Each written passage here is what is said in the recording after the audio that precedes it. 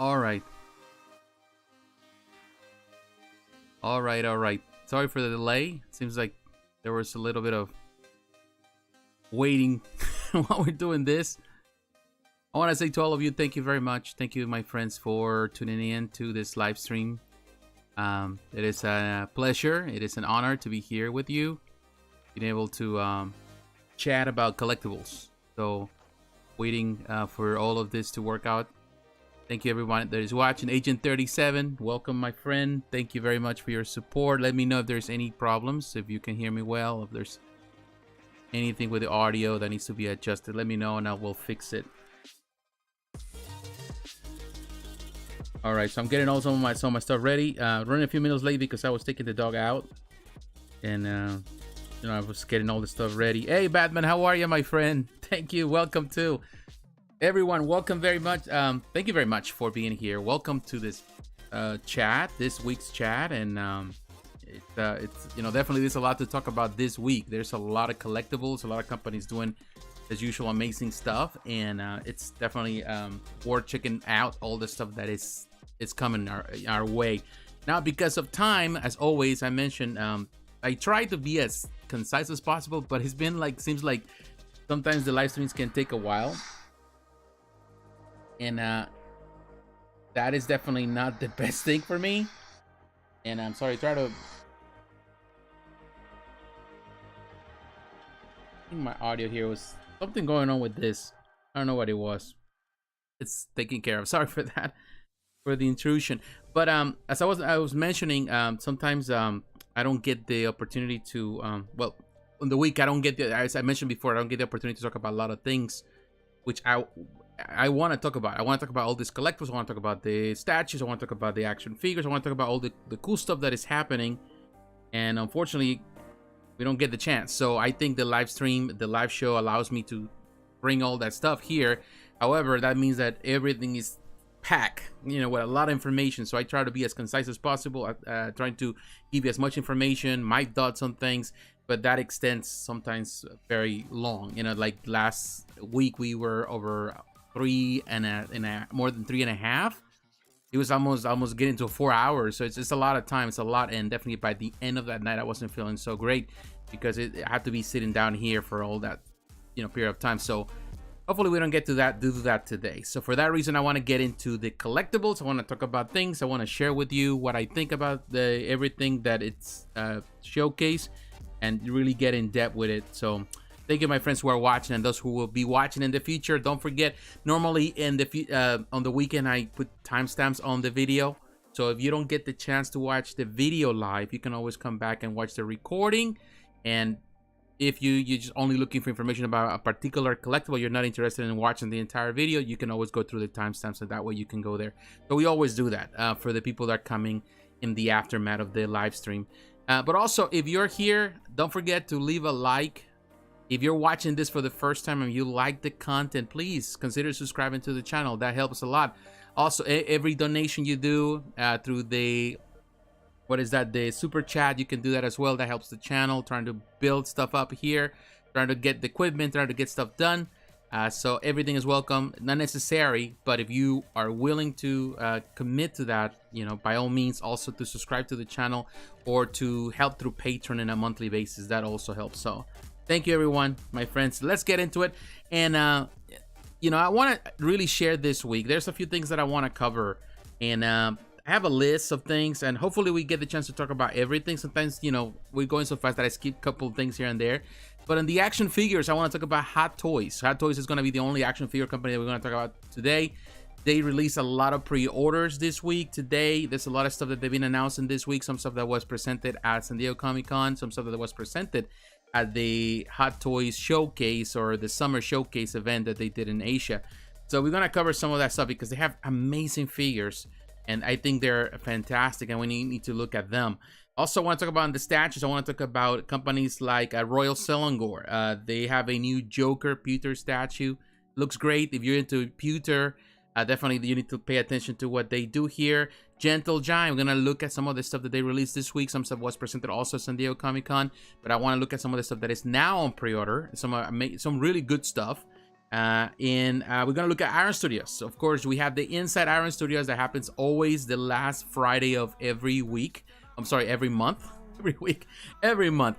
So they release a lot of stuff, and we're gonna look at all the stuff. And there's some really good, there's some good stuff there that I want to point out, and some stuff that I think needs some work. I want to talk about Kotobukiya. They have some figures that released this week. I want to cover that. We're going to talk about a company that I have never mentioned here in this channel called eStream. They also have a Jujutsu Kaisen figure at Sideshow. I want to look at it today. I want to talk about this company for the first time. Hex Collectibles, also they have a Naruto Shippuden Gaara Ultimate statue. It's also available at Sideshow. I want to talk about Space 7 Collectibles, another company I have never mentioned here. We're going to cover it for the first time. Jimei Palacework, they released a statue actually kind of 2 weeks ago. I didn't get the chance because everything, it was available at Sideshow, sold out at Sideshow, but you can find it at Spec Fiction. We're going to cover we're going to talk about this piece. I want to talk about Soul Wing, another company that definitely needs attention. They do amazing work. So we're going to cover some anime companies today. First, for figures, they released a few pieces this week. I want to talk about particularly about 2 pieces. If you're a Banjo-Kazooie fan, they have a statue for that. They have a Berserk statue. I want to cover that as well. I want to talk about Starexva. I have talked about this company in the past. They have a quarter scale statue on their female line that it's been amazing. They do amazing work. I want to look at that. Infinity Studio also released a quarter scale statue this week. XM Studios, they're releasing a Venom statue that is going on pre-order tomorrow, and I want to look at that Venom. I want to talk about Sideshow Collectibles. They released an Iron Man Mark III Maquette, very similar to the Maquette that they did what was that, years ago, and we're gonna look at the new version and the new model. I want to look at Queen Studios. They're releasing also an Iron Man Mark 85 and a Mark 49 Rescue, which is Pepper Potts, and this is from the Infinity Endgame, and Infinity Endgame, the Avengers Endgame. So you're going to look at that as a quarter scale. And ultimately, at the end of the video, we're going to talk about Prime 1 Studio. They release a quarter scale Nathan Drake statue. Looks amazing. And we're going to look at to also talk about Black Adam. They have 2 different versions of Black Adam. A 1/3 scale statue. Of course, the upcoming film. There's hype on that. So we're going to look at all this stuff today. So I want to say to all of you, thank you very much for stopping by. You're always welcome to share your thoughts on the comments. I try to go through the products, and then of course we get into everything else. So that's what we're gonna do today. And let me try to come here, and let's see if we can do something here. But everyone is welcome. Let's go here. Let's see if we can do this. Okay, so we are here. Google. Let's start in with that. Let me know if the music is too loud. If it's too loud, let me know in the comments so that way I can adjust it. So far, it sounds okay to me. Let's go to Sideshow Collectibles. Because here is, of course, the biggest distributor of hot toys here in North America. And we're going to look at some of this stuff. Of course, we talked about Grok last week. I think it's a really good piece. Actually, if you are following me, if you're watching the video during the week, you know that I talk about my top 10 collectibles. There was a video that was posted this week. You can watch it, where I talk about my top 10 collectibles, including action figures to statues. Of course, there's a lot of stuff that was announced, that was showcases in the Comic-Con. So stuff that we already seen in the past, and it was the first time, and they brought it, and now people can see it in person, and there's better pictures and better quality images. So it looked amazing. There's some great stuff, and Sideshow has some good products there. So it was interesting. But in the video, I chose my top 10 reveals, things that I consider were the top 10 or the best reveals, and the things that are more exciting for most collectors. So watch that video and let me know if you agree with it. If you disagree, also you have any things that you felt that were better, just let me know. We're gonna look at this stuff, and here you can see it's a lot of stuff here that we're gonna cover tonight from all different companies. So it's gonna be an awesome night for sure. I'm gonna try to be as concise as possible, trying to make it in 2 hours, but you never know. We might not be able to do that. Here you have all these figurines. We're gonna cover all those figurines. We will be here forever, but there's a lot of companies. The Minicos, we're gonna talk about a little bit of Minicos. I'm not a big fan of Minicos, but I like the Hellboy statue right there. And you can see the stuff here. Some of the stuff that definitely we're gonna be covering a lot of stuff here. So we're gonna start first. I want to start first with this, with Darth Vader, because I think Darth Vader is one of the most exciting pieces that was announced this week. Audio is good. Thank you, Batman. I will tell you, Darth Vader was exciting For me, I think on Sideshow, I love it, this is based, of course, in the most recent what is that, the Star Wars Obi-Wan Kenobi show on Disney Plus. Like I mentioned before, wasn't totally crazy about the show, but the last episode was killer. I think the last episode was the best. It really brought everything together. It was perfect, and particularly the battle. If you already watched it, I'm sure you watched it, between Darth Vader and Obi-Wan. That was awesome. So of course this is based on this version. So, you know, purists would love to have the original stuff, you know, the original films, and have that version. I'm okay with it, because ultimately Darth Vader, you know, the changes are so minimal in the outfit. Yeah, there are changes in the adjustments and throughout the whole history, but I love what they're doing here. Now, they have this limited time release, which a lot of people, they announced it yesterday. A lot of people were jumping into like pre-ordering, because it's, oh, you only have 16 days to pre-order this. And I think people were confused, because there's actually 4 different versions. You have the deluxe version exclusive, which means that is exclusive only to Sideshow. That's the one that is on limited time release, 16 days. They have the collector's edition, which is the regular version. If you choose this one, for example, the price is $295. That's just special. They call it the special edition. And they also have the deluxe version, which is this one right here. And they have the deluxe version exclusive. Now, the deluxe version exclusive, all it does have, you can see on the notes, is 1 Grand Inquisitor hologram miniature and 1 holo projector. That's all it has. So it's a tiny little thing that you see right there in the corner. I don't know if you can see it, that little blue thing. That's all it is. And this is what it's only if you order during the next 16 days. To be honest, you know, when you look at the expected shipping time, this is going to be sometime between, according to this, you know, and this is an estimate, between October of 2023 next year and March of 2024. Knowing the way Hot Toys does things, it's going to take longer than that. So it's not going to be, probably, people are going to be receive this by the middle of 2024. So it's a long time from now for such a thing. And the only thing they're giving you is something so, in my opinion, so small, so tiny, that doesn't deserve much attention. And I will gonna give you a reference point for people that say, well, you know, they want to have everything that is exclusive, for sure. Some people prefer that, but this is, for example, what came. This is what came with Mando, the deluxe version. The Mandalorian is the same thing you're gonna get. This is a hologram, and this is the holo disc. So it's only, this is all you get. It's a tiny little thing that you barely gonna use if you pre-order right now. To be honest with you, as much as I like this, and people are thinking that they're gonna run out, they're not gonna run out. They're gonna have a lot of Darth Vaders because it sells. They still have Mandalorian, you know, they still have him. They have him plenty still, the deluxe version. I got the deluxe version, and it's all you get is this, which, to be honest, it's not worth the time or the hassle to just pre-order right now, to put the money down, because they're not gonna even take the rest of the money till later in the year, next year. So you want to pay it, that's fine, it's up to you, it's your money. But to be honest with you, like, there's so many things that you can pre-order right now that you don't need this. But of course, Sideshow's trying to get your money by only selling this little, this is an extra thing. It does have some heft, you know, it's plastic, but I wouldn't go crazy for something like this. It's not even the necessary thing. That's all it comes with, the exclusive version, and that comes with the deluxe, even the regular version that is sold at Sideshow. So I wouldn't go for that. I'm sorry, but this is not worth for me to pre-order a year and have in advance. I just don't see it. I just don't see the need to pre-order that early just for this. You know, you're not gonna even pre-order. I don't even display my Mando with this one. And you know, they have pieces, like, for example, I just, because of SideshowCon, they have a lot of different deals. So I just pre-ordered the I bought the Captain America based on Avengers Endgame. They had like a discount. They were given 1 day only, was $75 discount. And I saw it on Facebook. Oh, there's a discount for $75. So you use this coupon. And I said, oh, I take the coupon, plus I have points that I have built up for a while. So I needed, you know, like, technically I only paid like $150 for that figure. So, you know, it was, or, you know, with the shipping and everything, because they also have like a deal with like only like $5 shipping.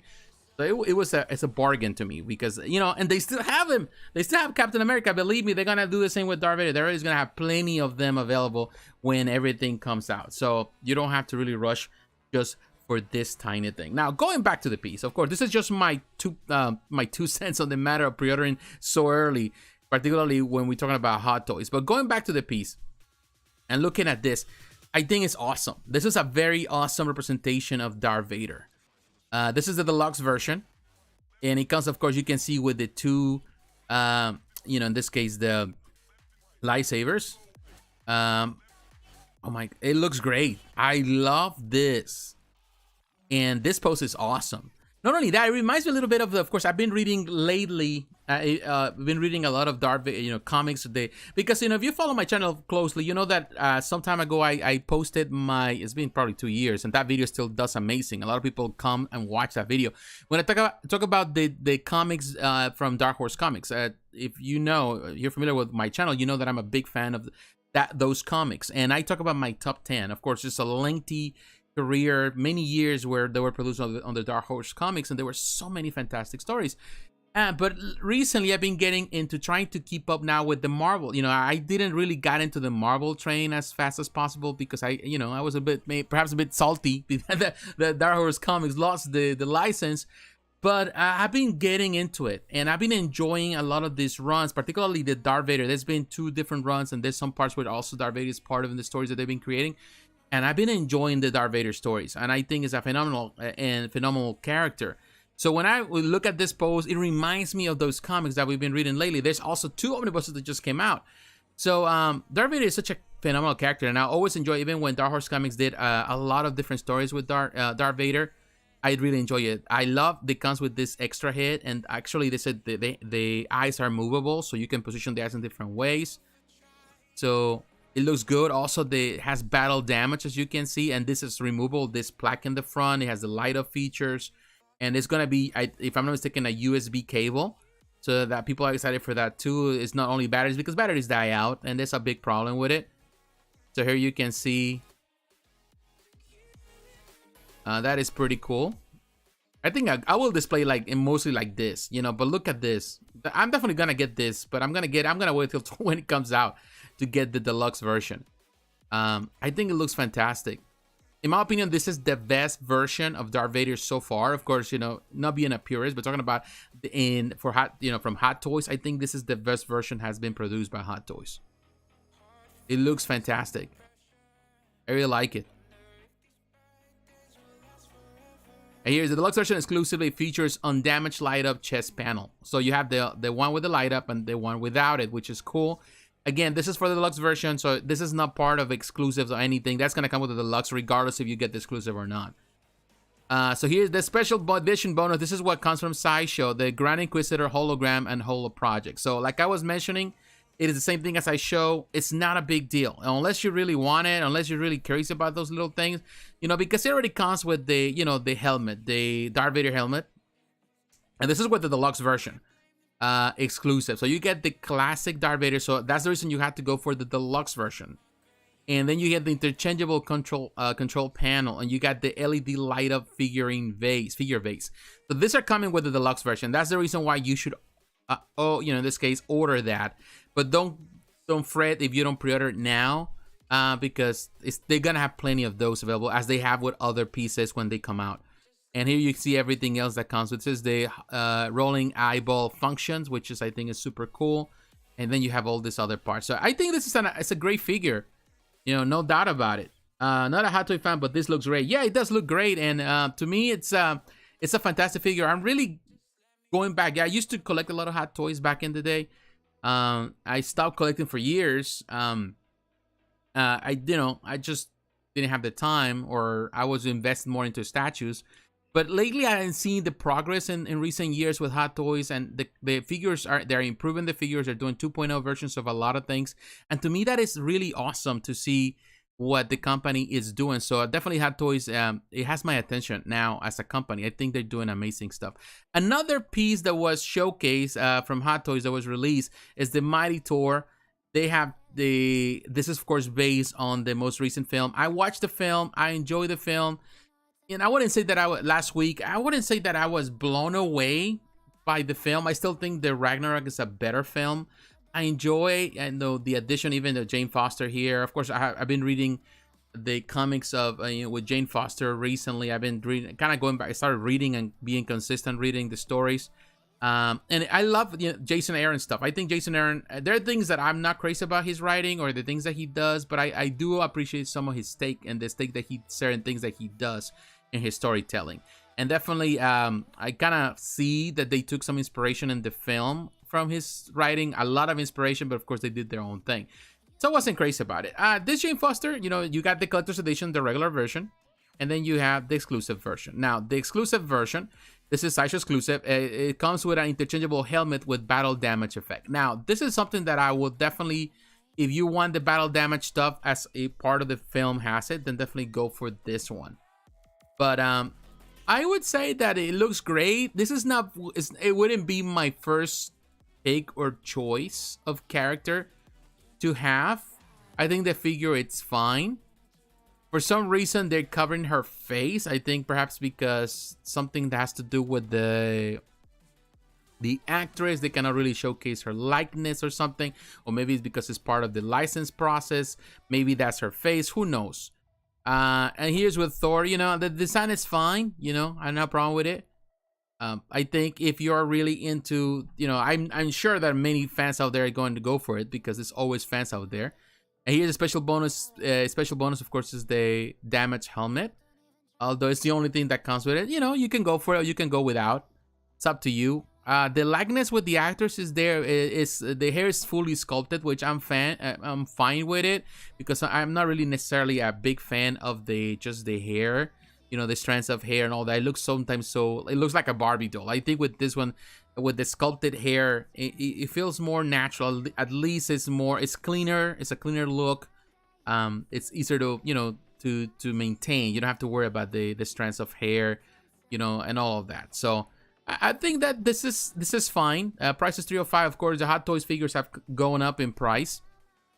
That's something that I think is across the board. Let's see what else they have from Hot Toys. And I think we passed one that I want to mention here. Let's see, because sometimes the order here of things gets a little freaky. Now, Catwoman now, this available at Sideshow now. This is, of course, from Prime 1 Studio. We talked about it a long time ago. So it's kind of cool that they're bringing some of those that stuff, you know, from Prime 1. So right here actually was on top of it, you know, cool. We have this one right here, the Friendly Neighborhood Spider-Man Deluxe version. This is an interesting, you have the Deluxe version, which is, this is the one right here. And also, wow, I think one was sold out. There is 3 different versions if I'm not mistaken. Let me see what we have. You got the Deluxe, oh, this is the one. You have the Deluxe version. And then you have this one, the Deluxe Special Edition, which is the most recent one. Well, not the recent, I'm sorry. This is the one that if you order through Sideshow, you get this special bonus. Also, you got the 16-day. Now, this is not necessarily something that everyone is crazy about. The Deluxe version is $445. The Collector's Edition is $300, which I think is a good deal. I will go for this one, to be honest with you. The Deluxe version exclusive is because of this base that is here for display. The base is fine. You know, if you order just the regular Deluxe version, you get the same thing. Now, if you order the special version, you don't pay extra, but you get this arm, this octopus arm, Dr. Ock tentacle, that you get just as a bonus. You know, I'm not necessarily, you know, I was reading some comments online.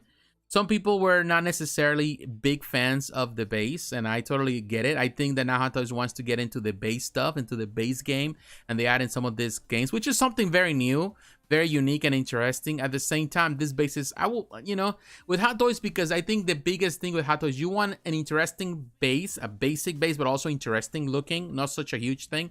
But you want to also have a base, because ultimately the figures are to display. You want to move these figures, do different things with the figures, and in this case, when you have this base set up one way, then technically you're already kind of making this a statue. And you know, yeah, you can do certain poses like you see here, but technically everything is kind of limited to what with the base. You have to play with the base. So some people may like it, like you can see, you know, they come up with some ideas and they showing you some ideas, but I wouldn't say that, you know, it warrants to have like pay a lot more for the bases, because you can do a lot of things with the figure, like you can see here with the other Spider-Man from the film.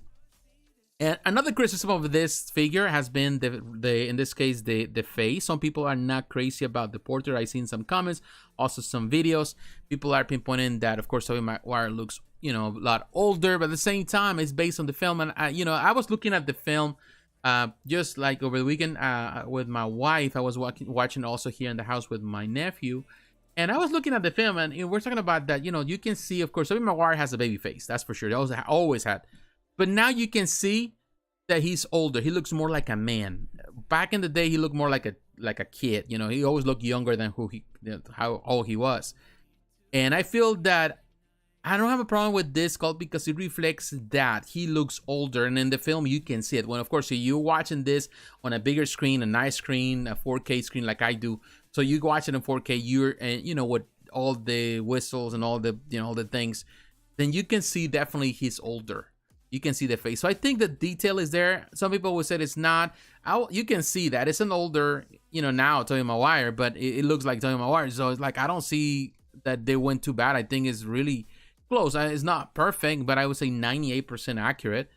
So I don't have a problem with it. It's cool. Yeah, you can do anything with the display. You pose it in different ways. It's a classic pose.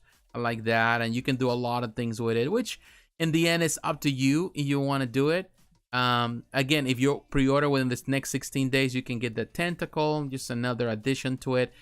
The deluxe, the regular deluxe it's not gonna have that tentacle. So it's just a matter if you want that tentacle or not.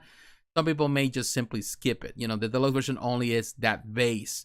The special edition is the arm, and of course everything else is pretty much basic. So not a bad figure.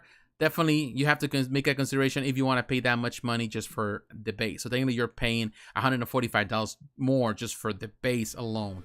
Is it worth it? It's up to you. It's a matter of choice.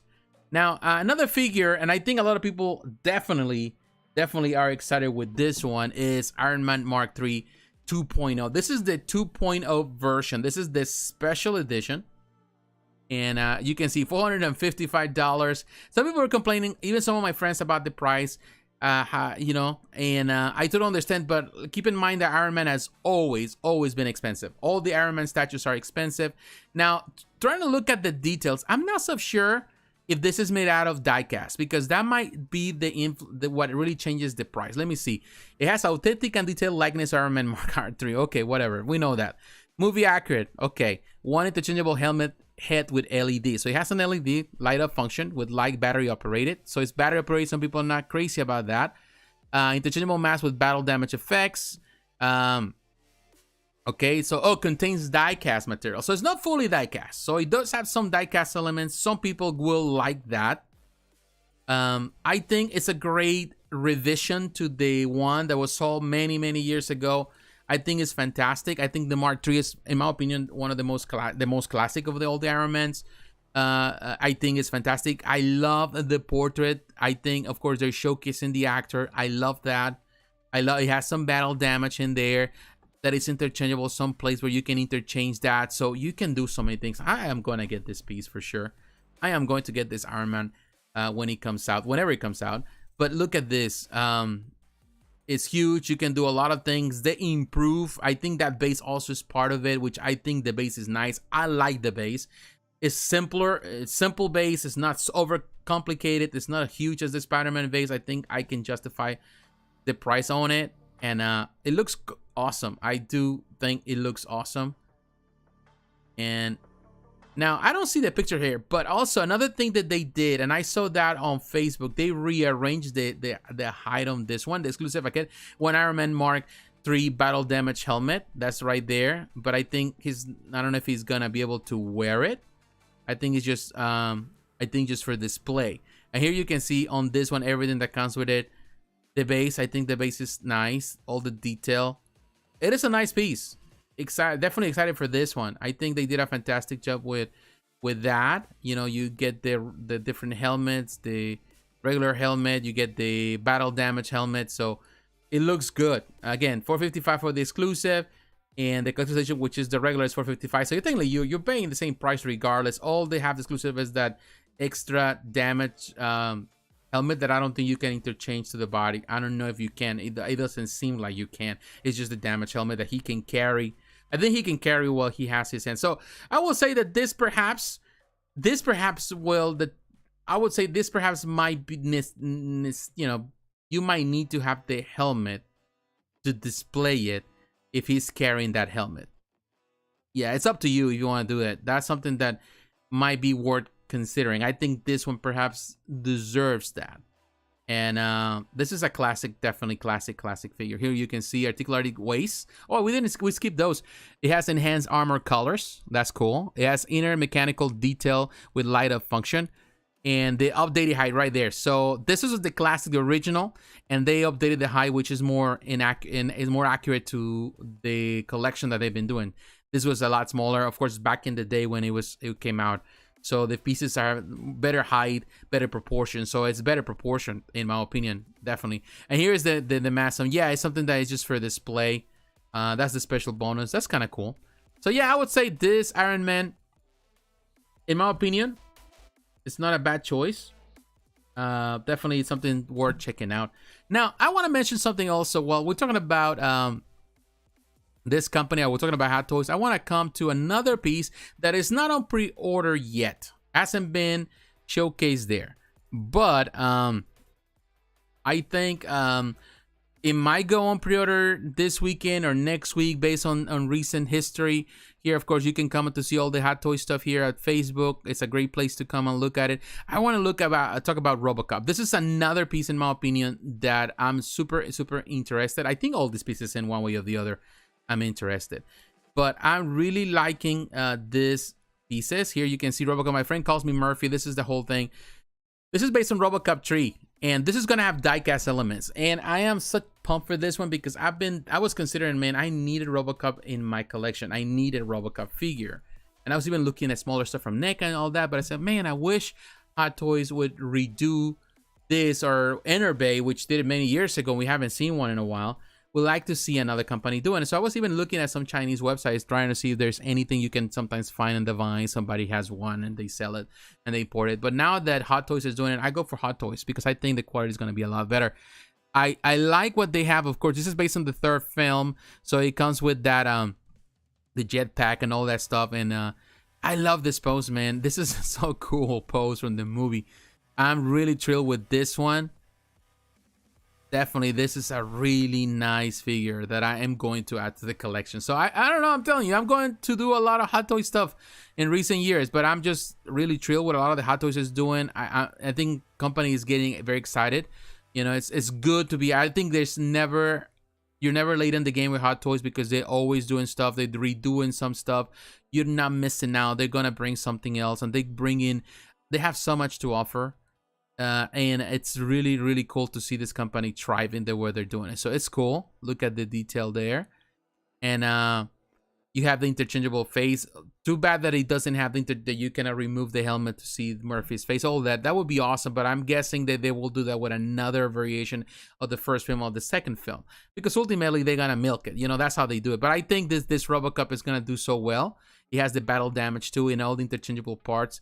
I think it's awesome. I think they did a fantastic job with it, and a lot of people are excited, myself included. I think it's just really good. So yeah, I would say, my friends, don't miss out on Robocop. Definitely is doing fantastic. Let me come to the comments for a little bit.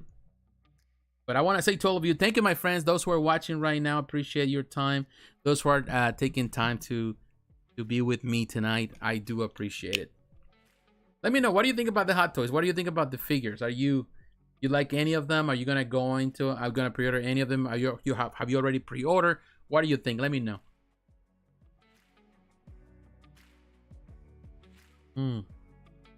Oh wow. All right, my friends. Let's move on. Let's keep moving. Now we're gonna get into statues. And first, we're going back to, in this case, to we're gonna go back to Sideshow, and I want to come back to Sideshow because, of course, here we took all these figures, which, man, I'm telling you, Hot Toys is killing it with all the figures, and this statue is the one that I pre-order. I'm so glad that I saved on it and I got a good discount on it. So, all right, so I'll have it next. I think it's arriving sometime next week or something like that. Of course, I want to talk about, before we get into all this Iron Studio stuff and all of that, I want to talk about Royal Selangor. Let's see if we can find it here. And definitely we're gonna also talk shortly about Iron Studios and the Kings of the 110. Right here, Royal Selangor, they have this pewter statues. And of course, if you're familiar with pewter, very expensive. They have the Guild version, which is the golden version. Guild always look amazing. But the difference they always do is the most limited that they sell. This Malaysian company, which is renowned in the world as one of the best pewter builders in the world. But look at this one. $175 is 200, limited to 200. This is that. If that's for the gold version. If you go for the metal version or the silver version, that one, it has a silver. Actually, I do like the silver a lot in the colors always. You know, of course, this is based on this issue where the Joker was introduced. For those who are a bit unfamiliar, let me show you, kind of give you an idea of that particular issue.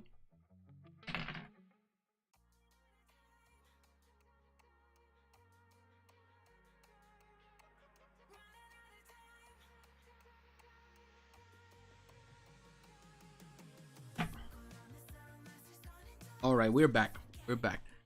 I just want to show you this, just kind of for reference for those who would like to know which cover is this one.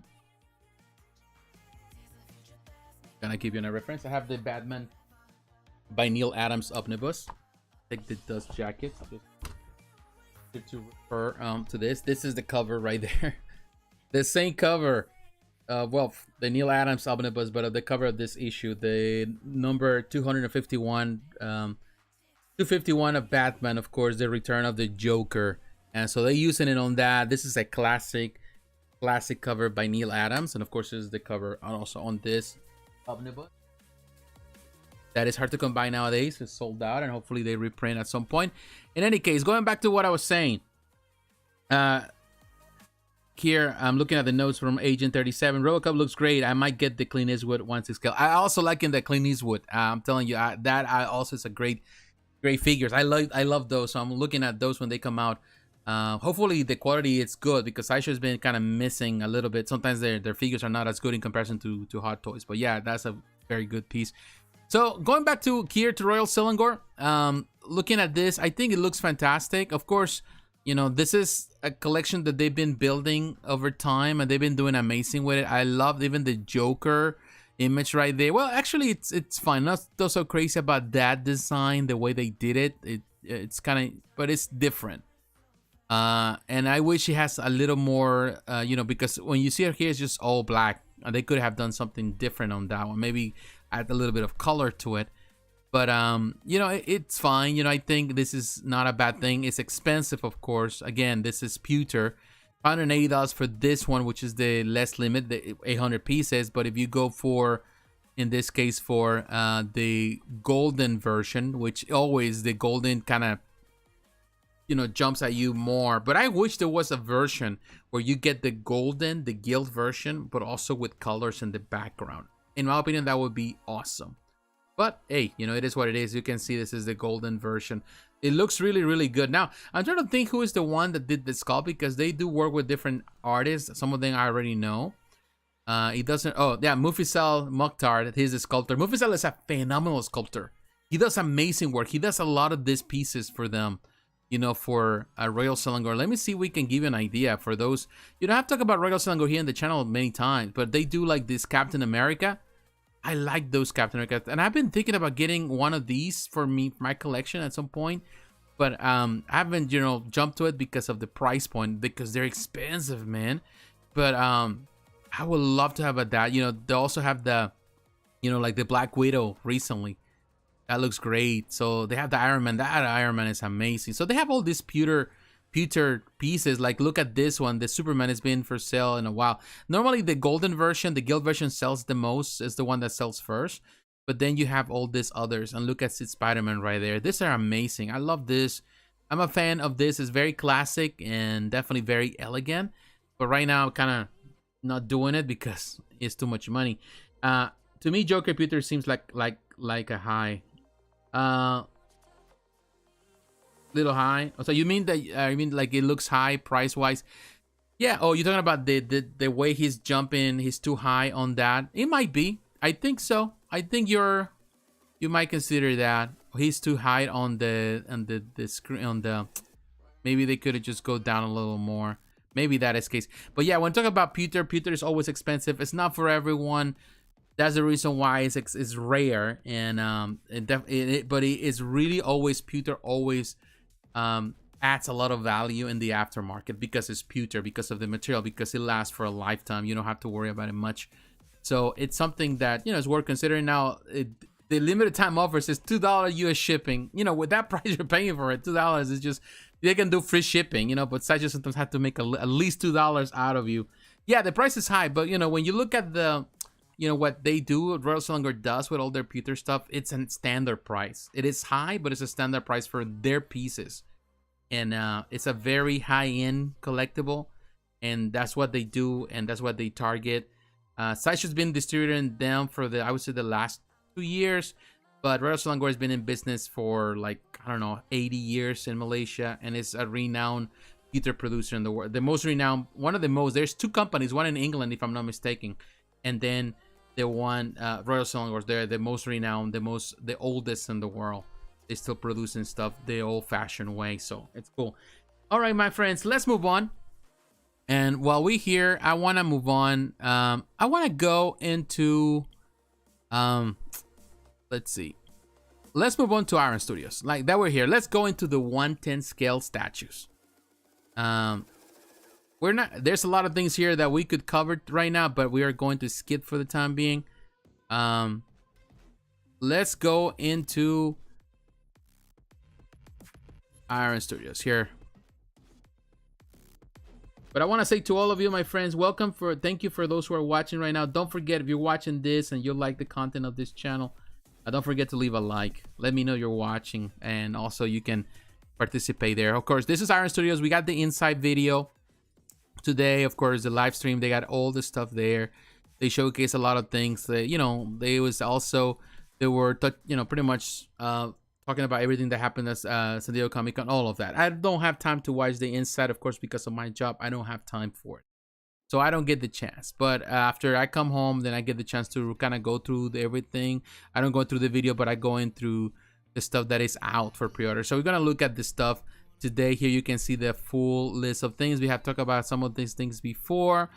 I want to talk about the Minico. I don't collect Minico. I just don't. I just not necessarily crazy about it. It's not something that, to me, I feel like, oh man, I need to have it.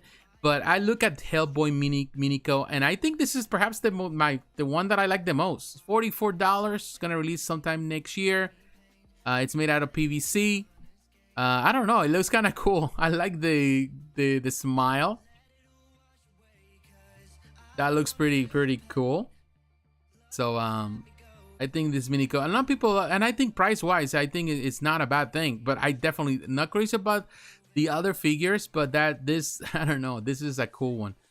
I don't know, just as itself, you know, just for fun, I think it's cool. But also on the Minicos, they have, of course, Marty McFly and Doug Brown. So those are the ones that they released. They seem fine to me. I wasn't too blown away by them. But definitely that Hellboy looks really good. Another piece that and also they have Stan Lee with Grumpy Cat or something like that. That's kind of interesting. Let me look at that Grumpy Cat. Oh, I see the Grumpy Cat. Well, Stan Lee, I don't necessarily, I wouldn't kind of say, oh my god, this is good. When I think about Stan Lee, I don't see him as a grumpy old man. And I don't know, he's kind of like grumpy, and the cat is grumpy.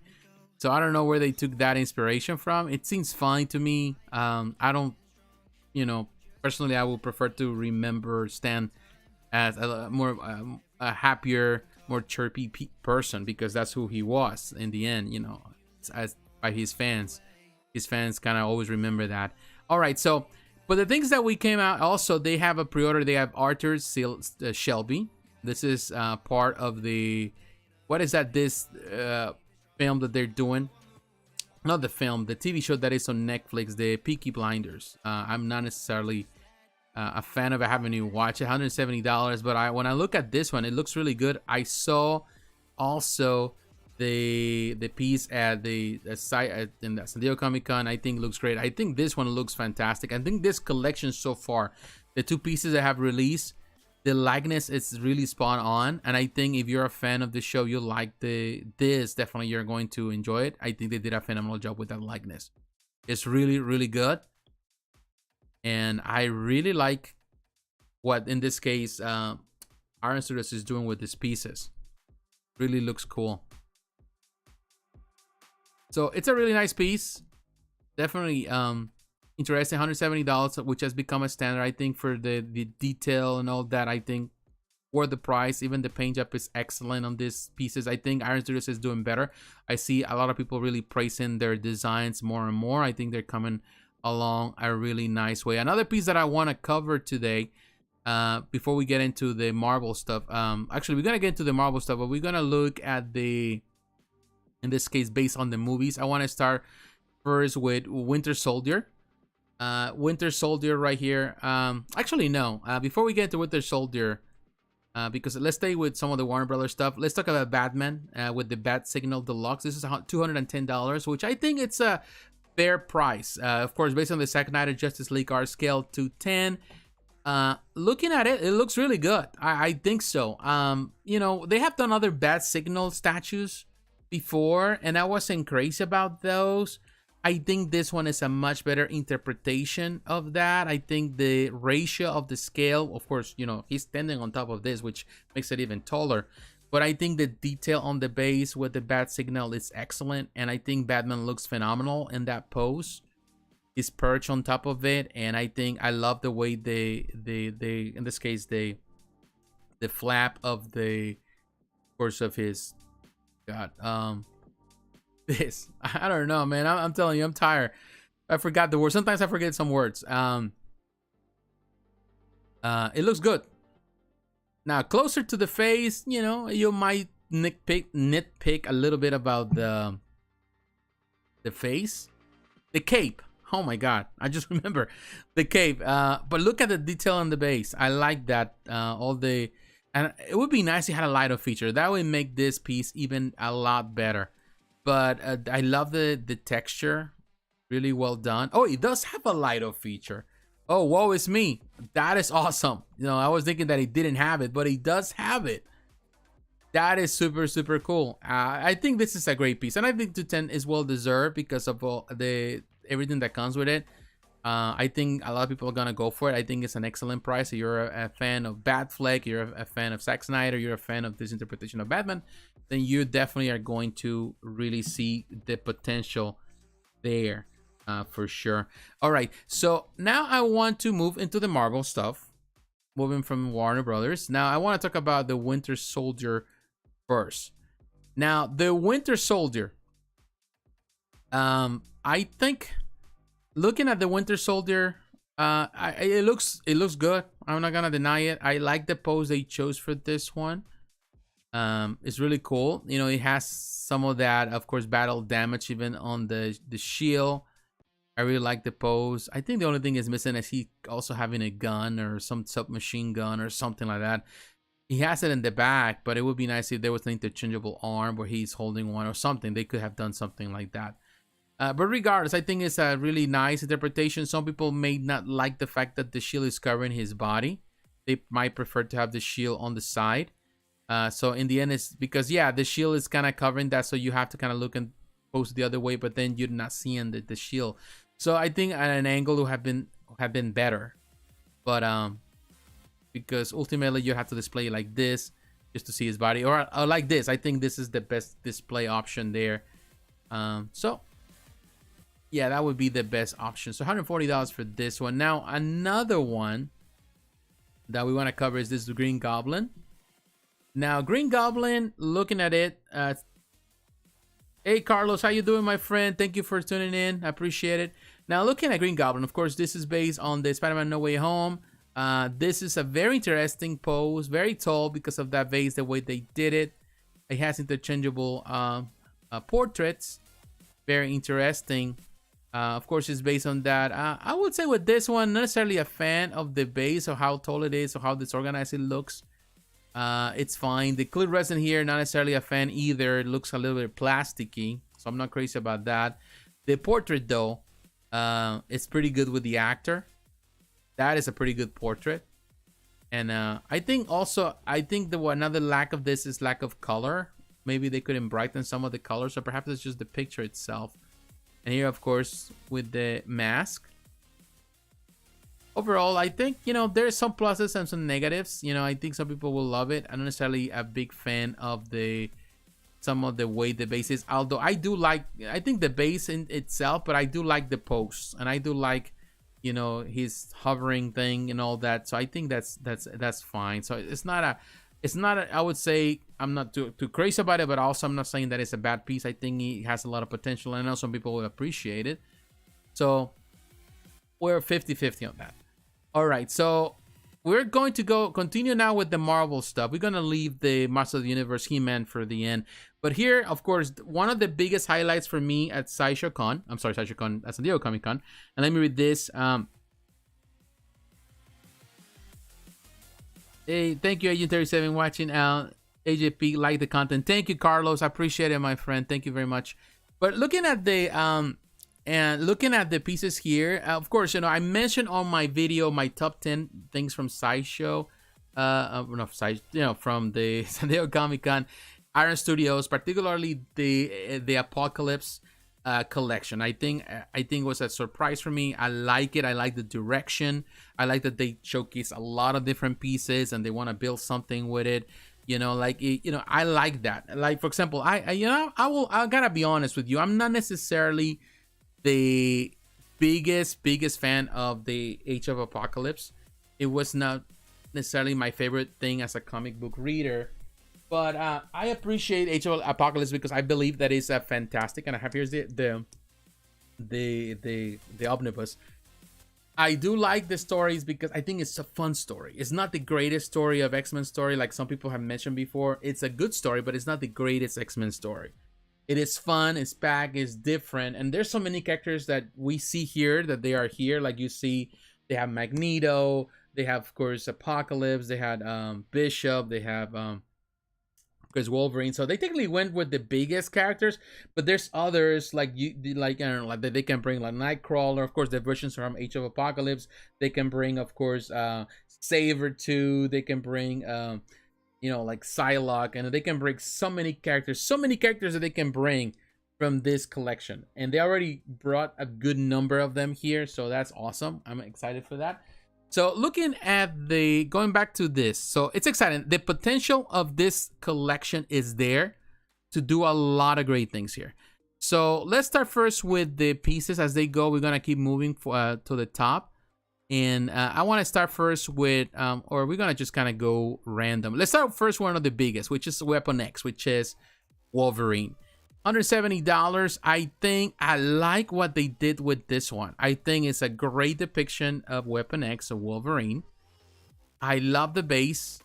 I like it more than even the Wolverine they did for the in this case, the Sentinel collection. I think it's a much better pose, closer to the style there. This pose we have seen in other pieces in the past. We have seen you know, with Kotobukiya, with you know, we have seen with Sideshow. It's a common pose, but I think in this one it just works good. It works good. It's a pose that works good for Wolverine. Sideshow has done pieces like that, so it's not something different. It's a common piece, a common pose. Looks good. I do like this piece. I think it's an excellent depiction of Weapon X. This is definitely a must. If you are building this collection, you have to have Weapon X. You have to have it. You cannot skip this one for sure. $170, that's the reason why it's a bit pricier than the others, because of course they know they're gonna sell. Now another piece here is Bishop, $210, and this Bishop, I think, to me, is one of my favorite Bishops there in the collection. I love the pose they chose. I love how he looks. He looks really, really good, and love the smoke coming out of his gun. Very nice depiction of Bishop. I think this is one of my favorite pieces there. I love the detail on the clothing. Very, very cool, man. It's a cool piece. Definitely, it's a cool depiction. Love the portrait. Very excellent. They did a fantastic job with this one. It's $210. It's more expensive though, which I try to decipher why they went more expensive with Bishop. Maybe because they're gonna make less out of it. I don't know. Because I don't think there's a big difference. Oh, I know the Weapon X is a stocky guy. You know, Wolverine's a stocky guy, and maybe this is bigger. I just don't know why they decide to go higher. This is another thing that is like I mentioned many times before. The way they do certain pricing with you know, Iron Studios sometimes doesn't make sense. You know, like some pieces are too expensive in comparison to others, like 210 for Bishop and 210 for Colossus. You know, Colossus is a bigger guy, and even Magneto seems to be bigger, but hey, it is what it is. Now, Storm, I love the design they used for Storm. Of course, Age of Apocalypse. I think she looks great. It's a really, really nice pose, and reminds me of the poses on the covers too of Age of Apocalypse. I think is good. You can see the curve. Definitely nice sculpt, body sculpt. Very nice. And of course, they're doing the effect here. It's a very interesting the way they did it with the, you know, the cloud of the smoke. In this case, the air going around her like a twister. Like she's building her power. That is really cool. That is a really nice touch. And definitely the paint job on that portrait is excellent. This is, I think, one of the nice pieces in the collection. I think it's gonna be a must-have. She's pretty. Looks great. It looks excellent. And now, if you look and we move to another piece, we're going to skip Apocalypse for the end, but let's look at Magneto. Magneto is excellent. And 210, which I totally understand because this one comes with 2 portraits. It has this with the long hair. I like that. I think it's a really interesting pose. Or the base. Great concept. He's floating in mid-air. I like the portrait. And of course, he has the other portrait with the helmet. And look interesting, look good. I think I like it without it, but I think it's good that you have both, and that fits so well. You know, one thing I could say, maybe they're gonna make a bit bulkier, but it's fine. I think in the end, I think they did a fantastic job with it, so there's no complaint on that. Now we have Rogue, and she looks also great. Now with the portrait, it's an interesting choice they took. I would have loved to see a more closer to the art, based on the.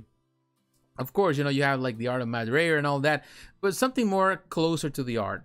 This is more like interpretation of it, and it seems fine. She's floating and she's flying, which is kind of cool. The body sculpt is excellent. Definitely, it's not a bad body sculpt. It's just the portrait, and she's pretty, of course, but she looks more like she looks a bit more generic on the portrait, more like a I don't know, like cosplayer or something, than the way I envision Rogue in this particular run. But it's not a bad figure for sure. It's not bad. I like the detail. Definitely, I can see that there's some texture on her uniform. When you get close, I think the body sculpt is excellent. She's pretty. It's not a bad piece, but definitely it's another one that is going to add up really nicely in this collection. It's not a bad piece. Definitely a nice addition. So I like that. I think all the poses that they have for all the different pieces are looking really, really good. They look smoking. Oh yeah. Thanks for showing Winter Soldier. Just pre-ordered. Oh, cool. Congratulations. And then she looks smoking. Yeah, I thought that these pieces were big. They are big, and I just don't like the medieval background. You don't like that? The medieval for which one? Oh, this one? In any case, now we're moving up to Colossus. I will tell you, Colossus looks excellent. I like this Colossus very, very much. $210. I always like this design of Colossus from the Age of Apocalypse. It's excellent. I think this is one of my favorite. I think it's a really fun piece. Love the metallic silver and what he's doing. It looks great. It looks really, really good. Like the design and the paint job, it was done excellent. You know, there's a lot of metallic there, metallic red, the golden, and also the silver. So it looks excellent. This is perhaps my favorite piece, and it looks huge. Look at that. If we try to compare this guy and his hands, I think this is a big piece. And looking at it, it's 13 inches in height. So it does have play. It's pretty high for a 110 and 9.5 in width, 8.3 in depth inches. So yeah, and it weighs 3.1 pounds. So it has some weight. So this is definitely a good piece right here. All right, so now we move into the next one here. And I'm gonna move to Apocalypse. Now, Apocalypse is huge. And the only thing that I'm going to complain about, like most people are complaining, is the price point. However, this is a huge piece. When you're looking at it based on scale-wise and it being a 110, based on how big it is, you know, I think the price is justifiable when you compare it to how much these Sentinels wear. So I think the price could have been even higher than that based on other things that they have done recently, like big pieces. So I would say, not saying that I'm crazy about it, I think it should have been less, $800 perhaps. But ultimately, if I compare it to other things that they're doing, definitely they're going to make some money out of it. And the bottom line is that they want to build this collection, they need to have an apocalypse in the end, because at the end of the day, it's Age of Apocalypse. There's not Age of Weapon X or Age of Rogue or Age of Colossus. It's Age of Apocalypse, and he is the center main character, the main villain, the main person in the whole story. So it is what it is. It's huge, and it was surprising, and definitely a nice surprise. I like the detail when you compare it to the other pieces. Too bad they're not selling everything as a bundle. That would have been nice. I think they're trying to go away. I think the portrait is fine. I think the whole detail is fine. There's a lot there, and definitely that clear resin. I think they did a fantastic job with that one. So there's a lot of detail. Some people weren't fans of the portrait, I read, but to me, I don't see a problem. I even like it more than the other version they have for the Sentinel collection. I like this portrait better. I think it's a much better version. And here you can see the dimensions with this guy is huge, man. It is a huge piece. Even the guy is holding it. Seems to having a hard time trying to hold it, but yeah, it looks big. So that is the reason why you're paying $1,000. That's for sure. And even though I might not like it, it is what it is. So what can we say? That's just the way it is. Let me drink some water.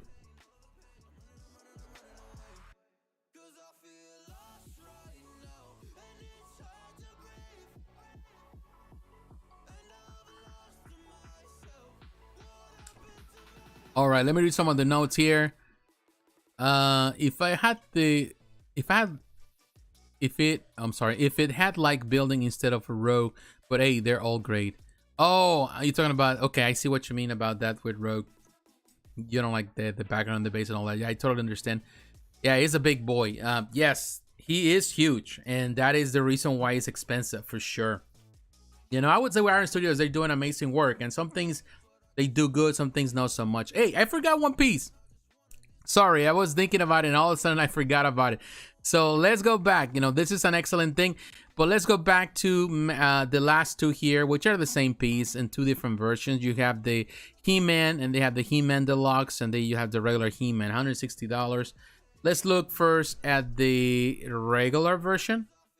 Well, you have that is there all together. So you have the collector's edition, which is the regular version with the classic pose, and then you have the deluxe version, which has, I think, interchangeable arms. I think that's what it is. Yeah, the Charlie Choices are proud to announce that today's are scaled He-Man Deluxe from Master of the Universe. Don't miss your chance to add this He-Man statue. Is that the case? So, limited edition based on original reference, made in polystone, may contain parts of resin, polystone, PVC, metal, and fabric. Hand paint the Easter egg torso with another pose. Okay, so that's what it is. So let's look at the deluxe because it's the one that comes with both. Now, I will tell you, I love the base and the background. I do love the Castle Grayskull entrance design. And some people may not like that the door is so small, but it's just kind of like the force view, angular view that they do, which I'm okay with that. It looks good. The portrait, it looks interesting. It's not a bad piece. I think it's a great concept they did with that one. Although when I get closer, the only thing I'm gonna complain, when you really get close to the faces, I'm not necessarily a fan of the faces. It's not like they look bad. It's like this guy, like if you remember the cartoon, trying to kind of put it in this perspective. I felt that of course, He-Man, Prince Adam, is a very handsome dude. That's for sure. Face-wise and all that. Here, I don't necessarily like the way they did the nose and the big lips. I don't know, something off. I feel there's something off. It needs some refinement. I love the detail, and definitely this is a must if you're already collecting this line, because this line so far is killing it. But I would say with the portrait, not necessarily a big fan. I feel that it's something about his face that doesn't look as good. They need some refinement, and that's it. That's all he needs. Some refinement on those lips and the nose, and you are money if you are doing that. Now, everything else, love this base. Definitely the pose is excellent, a great pose. And this, of course, is a classic pose. I think with this portrait right here where the face looks a bit better, but when you get really close at some angles, it doesn't look as good. Love that even the back of the base has that. I think the detail is there. It is an excellent piece for sure. And yeah, again, like the portrait, when you get really close, it's not necessarily not so good at some angles, but really like this detail. Definitely. There's so many products right now for Master Universe, and He-Man, it's something that definitely it's going to do so well. Yeah, He-Man is a must for you, the Agent 37.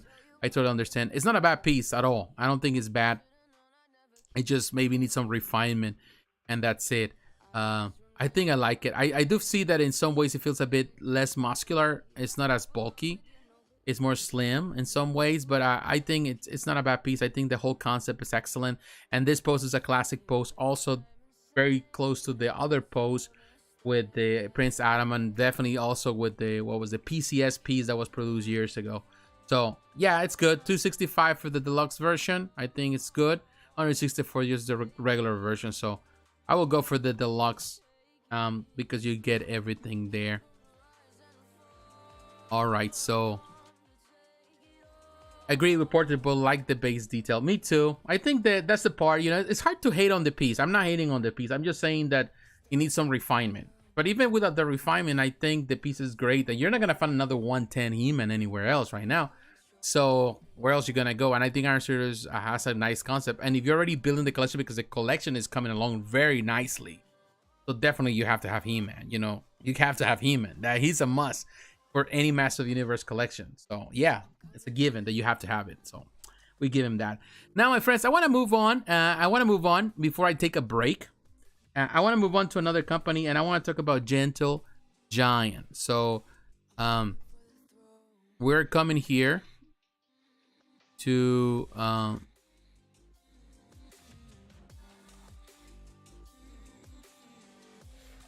Gentle Giant Ltd, company that definitely always is doing amazing stuff. Definitely they did a lot of stuff in the presentation. They were doing really excellent with some of the stuff there. And this is the new arrival stuff that they have.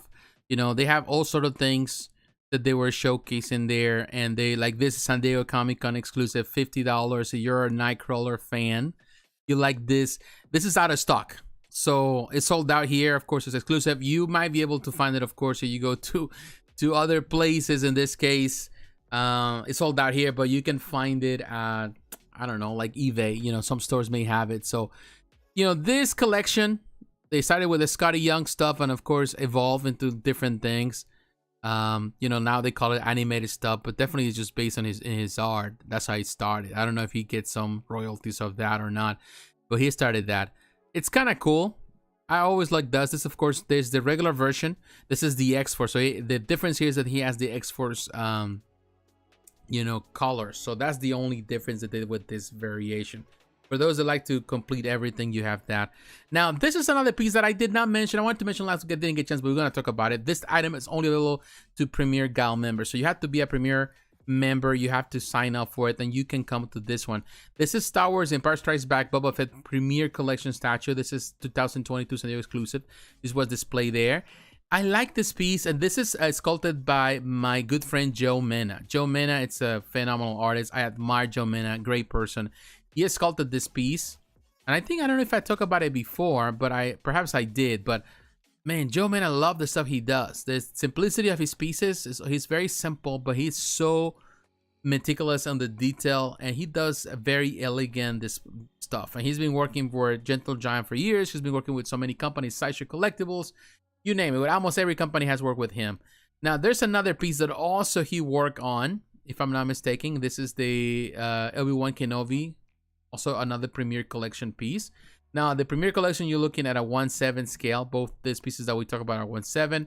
I love the portrait. Very excellent. Very close to the artist. Now, they're using this clear resin. And this is something that I will say Gentle Giant and Diamond Select Toys are not as good. It's on their clear resin. They still need work on it. They still need to improve on it. Because of these flames, they're fine. They're interesting, but I do love the portrait, and I do love the pose. And of course, fully sculpted piece, excellent prototype, fantastic job. if you're into that. Again, not a fan of that, but not a bad piece. 1/7 scale for sure. Now moving on, there's another piece that was also, this is the milestones, which means that it's a 1/6 scale. This is the Mandalorian Boba Fett. This is $250. And of course, you know, like, to be honest, you know, with this one, I love Gentle Giant style. I love the mini bus collection always. Some of their statues are excellent for sure. And this is a very nice depiction of Boba Fett for sure. Gentle Giant, you know, they've been doing these statues for years, so great detail, great paint job, simple base. It gives you an idea of the height. If you're really into statues more than action figures or hot toys, then definitely this is something worth checking out. The 1/6, of course, the 1/6 from Gentle Giant tends to be a bit smaller than the others. Now we have this also Darth Vader mini bus based on the Obi-Wan show. Interesting for, you know, fans of this, you know, for fans of mini bus. These are 1/6 scale, $130. It's excellent. Some of the face, when I see the design of the helmet, it reminds me a little bit of the classic designs. I don't know if it's just an angle or what, but some of the proportions remind me of that. It's a, you know, it's a great addition for fans of it. Definitely great. Height is almost 6 3/4. So 130. Not a bad mini bus. Another thing that I want to present that there was presented there, of course, we have this Avengers Infinity War Iron Man Mark 50 Legends 3D Dimensions bus, which is it's a half scale. That's another thing. If you really like the bus but you don't want to spend like crazy money, then definitely you can come to Iron Studios. Now, only thing I would say, it's simpler, it's basic. I would have loved for this to have a lighter feature. I think that's the only thing that I'm going to complain about this bus, because with the lighter feature, the eyes, it's hard to see the detail or make the piece shine or jump at you. I love when they have the lighter feature in the eyes instead of just this painted thing, which kind of looks cheap in my opinion. It doesn't look as premium, but something more translucent would have been better. So that's the only thing that I'm going to complain. Of course, you're not gonna have the same detail out if you're buying this from Infinity Studio or Queen Studios. It's not like that. But hey, if you want to save a lot of money and you just need something just to kind of, you know, there, and you're already collecting, they have the Legends in 3D Dimensions, and definitely this is something worth $200. I don't think it's a bad price at all. And ultimately, we're gonna talk about the X-Men, the animated series Phoenix animated bus. This is also, this is, I think, a 1/7. This is still part of the collection, which, to be honest with you, has been coming along amazing. And of course, now Monda's gonna be producing figures, so which I'm looking forward to those figures. But this mini bus collection is so far so good, and I really like the way Jean Grey looks there, and definitely the detail. Actually, the clear resin in the back with the wings of the Phoenix, they look fine. I think they did a fantastic job with that. I think that is actually a nice way that they did it. She looks great. Definitely, it's a nice piece. Of course, it's based on the animation, so you see these lines just to kind of give that detail, that design of the cartoon, which I'm excited for the upcoming, or the revival of it in Disney Plus. They're really excited for it. That was great news at San Diego Comic-Con. Looking forward to it. I'm a big fan. So you can see it's not big, tall, like 6 inches. That's it. But definitely, it's a nice addition to this already amazing little collection that is, you know, and appreciated by some people, but definitely you can see that there is a strong potential in that. All right, my friends. So we end up now with them, and definitely we have come a long way. It's 9:21 here where I'm at, so we've been talking about it for quite some time. Give me some. I'm gonna take a break, come back, read some of your comments, and also let's talk about some other companies. You know, we still got some other. I want to enter into the anime realm. I want to talk about some anime stuff and some other stuff, and definitely then we talk about the big hitters, the big companies with the quarter scale stuff. So I'll be right back.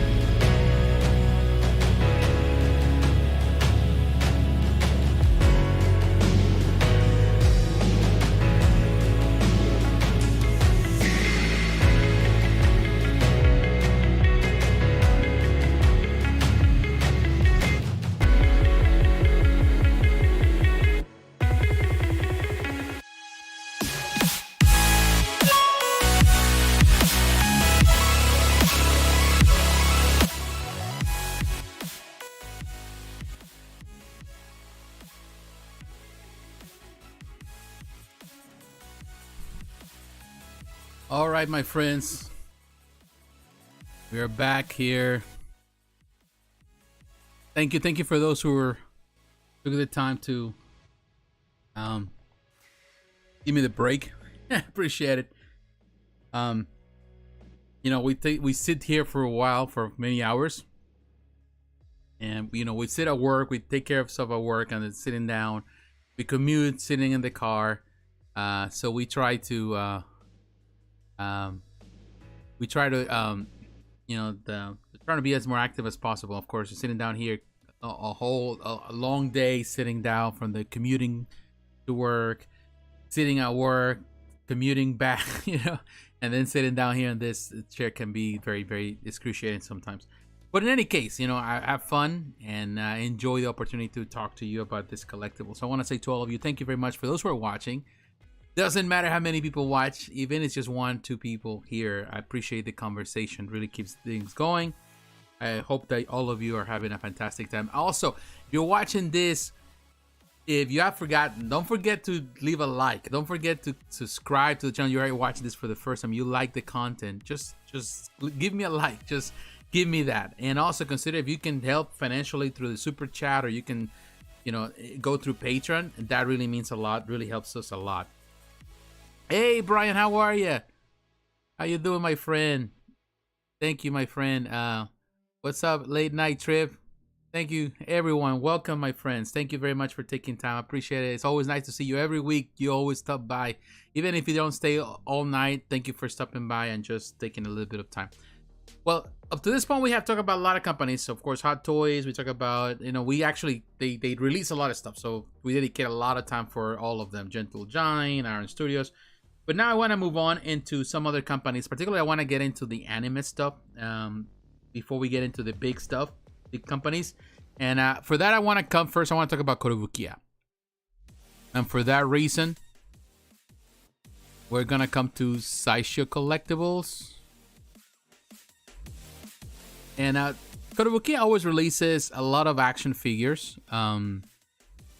You know, that's something that they action figures, but on animated anime figures, they do like PVC stuff. I normally try to skip those because there's so many. I will be here all night talking about those things. And actually, I was about to skip these figures because I say, well, there's other pieces that I'm more interested in. Not necessarily, I'm a big fan of these figures, PVC figures, but of vinyl figures. But at the same time, you know, I cannot deny that Kotobukiya is king. It's one of the best companies alongside others like, you know, Good Smile Company, all of them doing this kind of stuff. So you got to give them some credit for doing what they do and what they do well. And at the same time, there's fan base out there. And there's two pieces right here. This is base. They're cute. You know, I don't care much about it, to be honest. Lumine, I suppose, $170, a 1/7 scale piece. So it's within the same realm of the Artifacts Plus or whatever. This is part of a video game, which is, you know, like this is what really surprised me about this video game. This is Genshin Impact, which I've never played. I'm not an RPG fan, but this game is one of the games that have brought so much money to the company that they pretty much did this game. It started the game came out in 2020. It's a free-to-play RPG game, and in 2022, in the time that since the game was introduced, it has made $4 billion. $4 billion. $4 billion in revenue just by microtransactions. This game is huge. It's also on mobile. It's on the PS4. I think it's on the PS5. It's on all the different things, and I don't care much about it.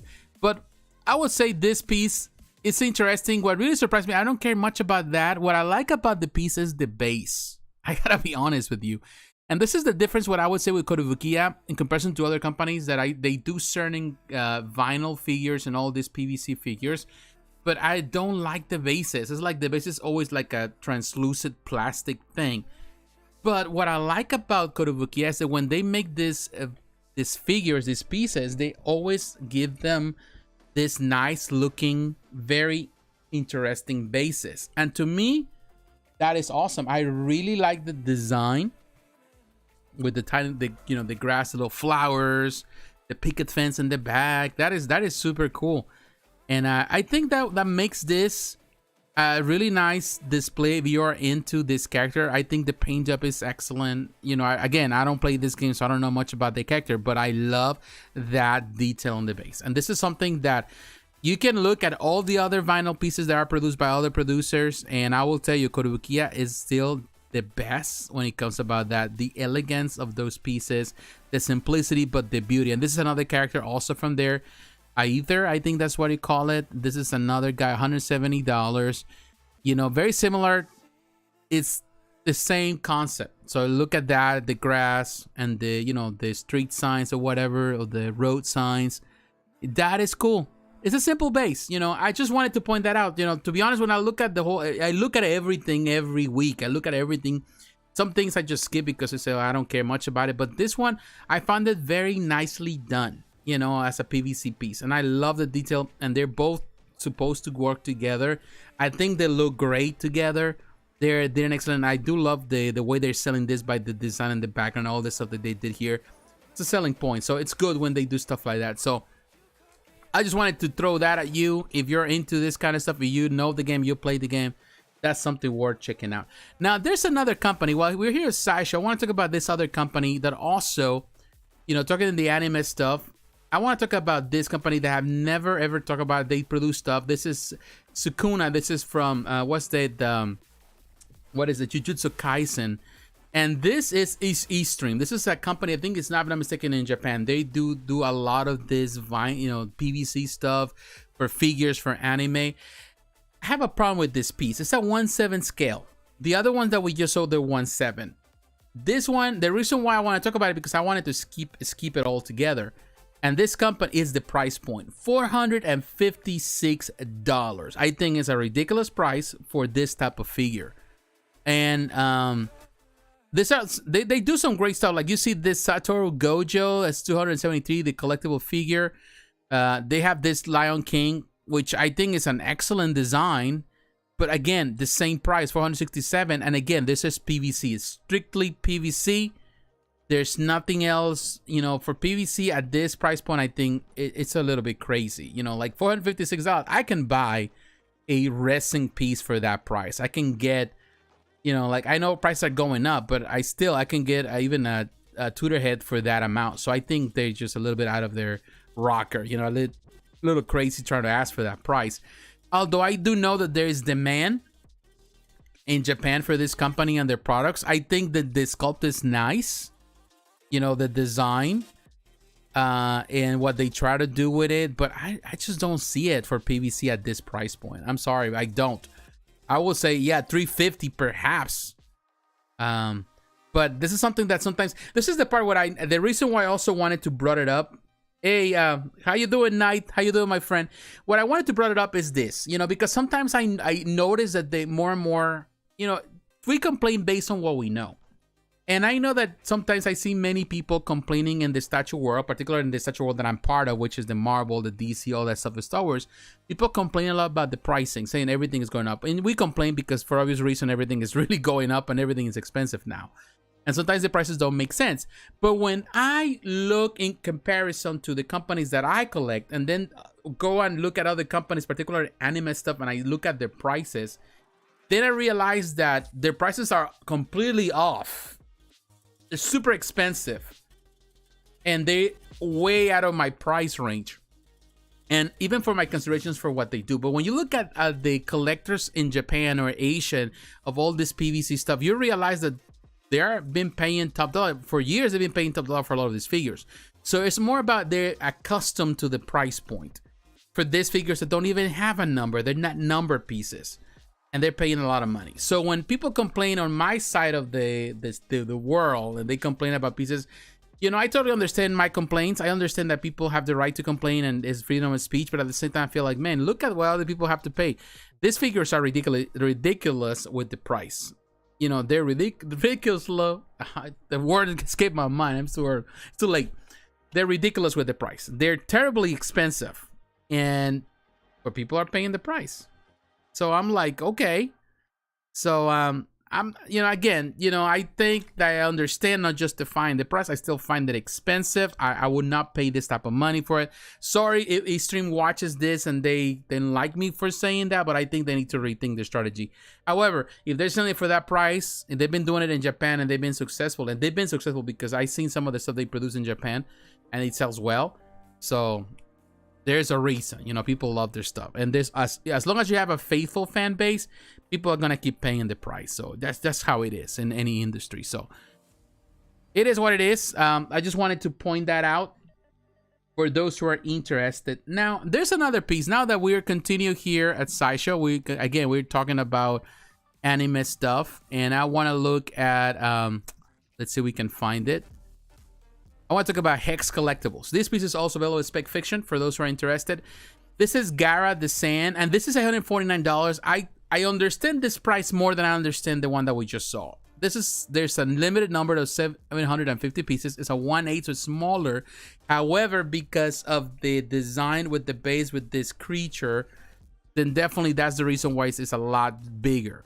I totally understand what they're doing. It's a huge piece, dimension-wise. This is made out of polystone, has PVC elements, polyurethane, all of that. This company, we have seen some of the stuff they produce. Really amazing, really huge. And this company is been growing and expanding, and definitely there's a fan base for it.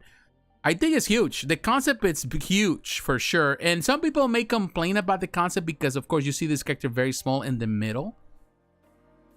And definitely that is really an overgrown creature. And yeah, I would say the ratio, it's a bit bad. It would be nice if this character was a bit higher, so that way he was more centerpiece, because he's too at the bottom in my opinion. So that would be something that I would complain about. However, I do like the paint job that they did with him. So it seems that he has more contrast, a bit darker, but also there's some contrast in the color, more deep color, so that way he can he doesn't get lost with all the brown, because there's a lot of browns here. It looks good, the definition of this. Again, I still would say the price is high, but when you compare it to the other one, I can see why they're trying to go. This is a resin piece, fully resin, fully polystone. There's parts of PVC, but the vast majority of the piece is made out of polystone. The other one is just PVC. So yeah, Hex Collectibles doing their thing.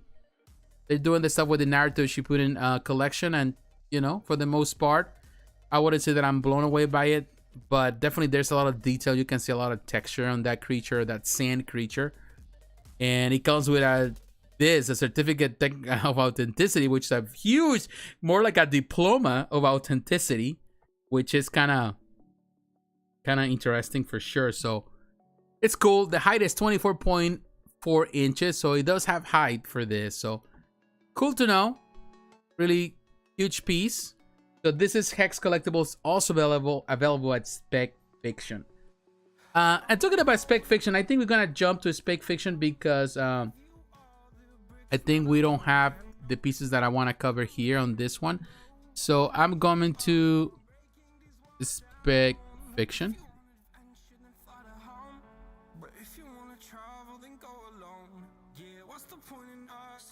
Here you go.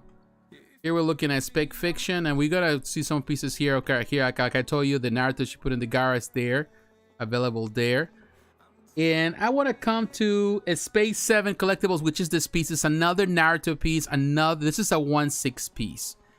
And this is the part where the other ones is so expensive, but this one is $599, $600, which still is a high price, but this is a resin piece.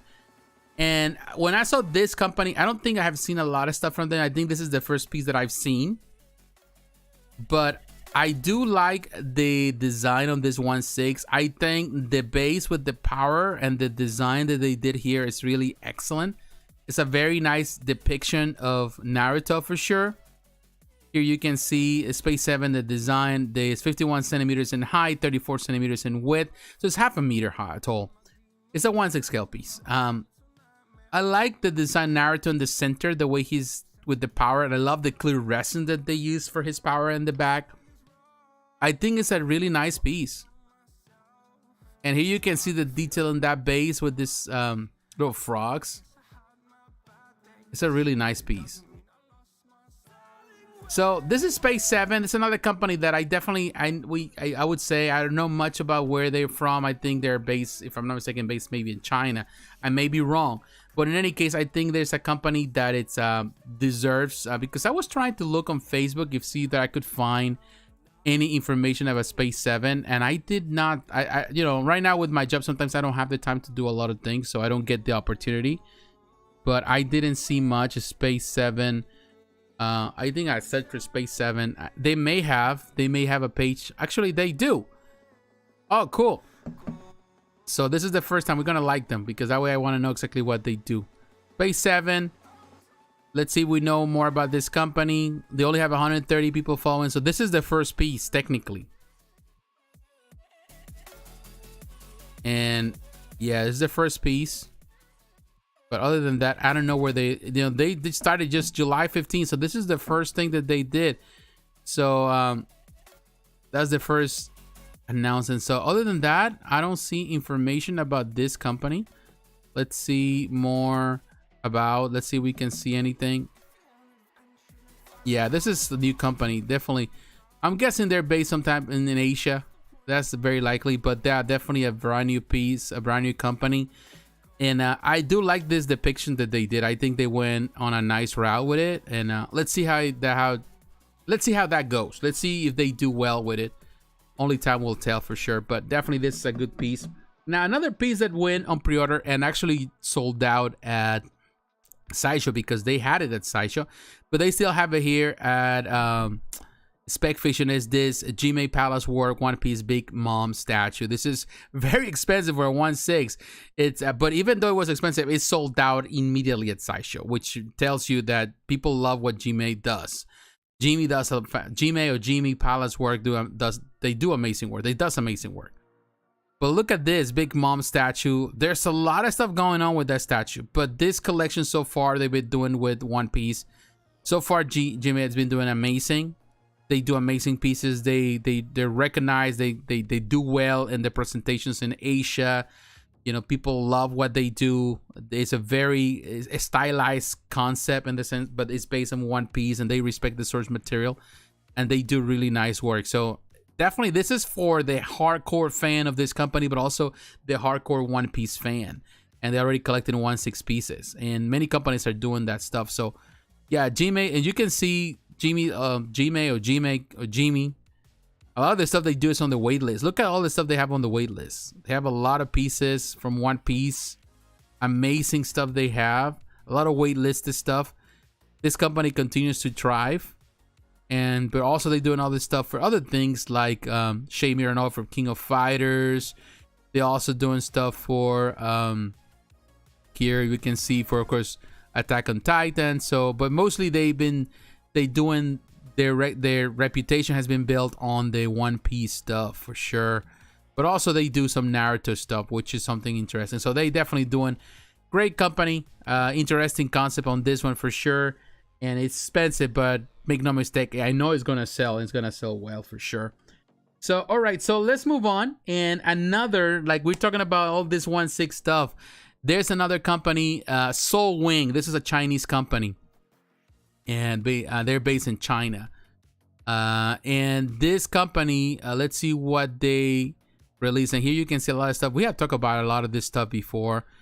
You know, if you can always go back to the previous videos and look at this. This is One Piece, also part of One Piece. Rona Sora versus Monet 1/6 scale statue. This is by Soul Wing. I love what Soul Wing does. I love the stuff they do for Saint Seiya, but also they have done stuff for Dragon Ball.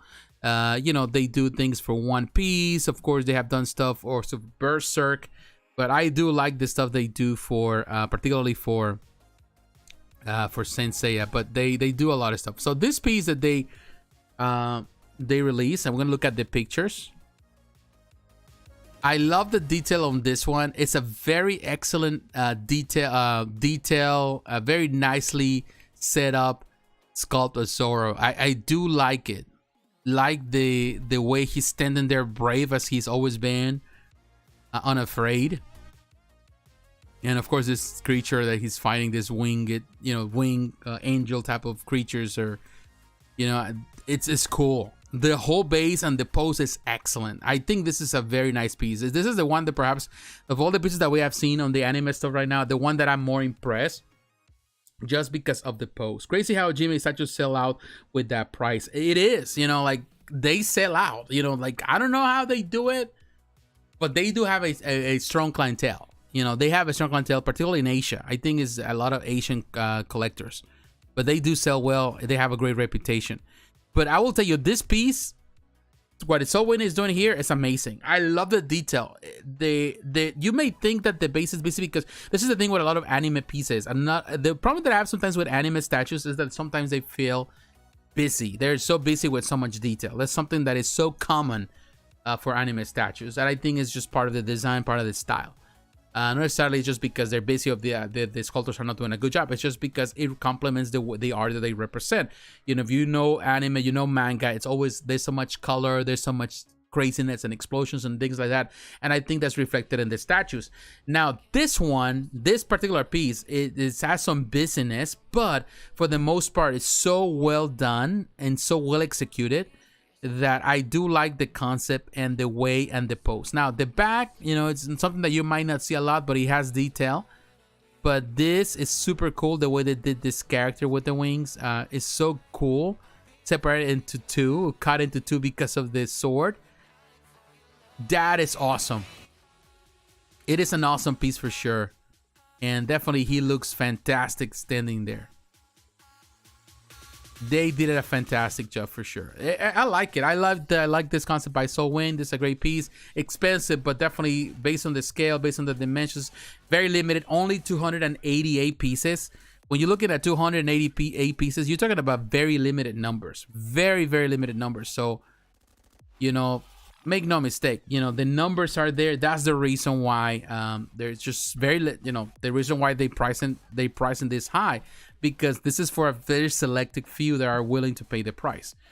And that makes it a very expensive piece for sure, but also a very collectible piece in the long run. So that's something that has to be considered. All right. So now, while we're here, let me go into another piece. Now that we're looking at this and we're still at spec fiction, I want to look at another piece that is spec fiction. That went and now we get into the quarter scale stuff, but we're still looking at some of these pieces. I want to look at this. This is from Starexva. This company does really I love the detail of the piece. Starexva does fantastic female characters. I think the female and the art and this artists that work here in this very small studio, they do very nice pieces with female characters. $139 I think is an excellent price for a quarter scale piece. There's not the edition size yet, but what I like about this piece, of course, is based on their own creation, their own art. The stand on this piece, I like the stand. I like the roof. I like how she's standing very brave, and the sword, and of course you can see that butterfly.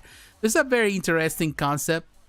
This is not for everyone. This is definitely for a selected few that like this type of very unique style, very unique stuff that is not really linked to any particular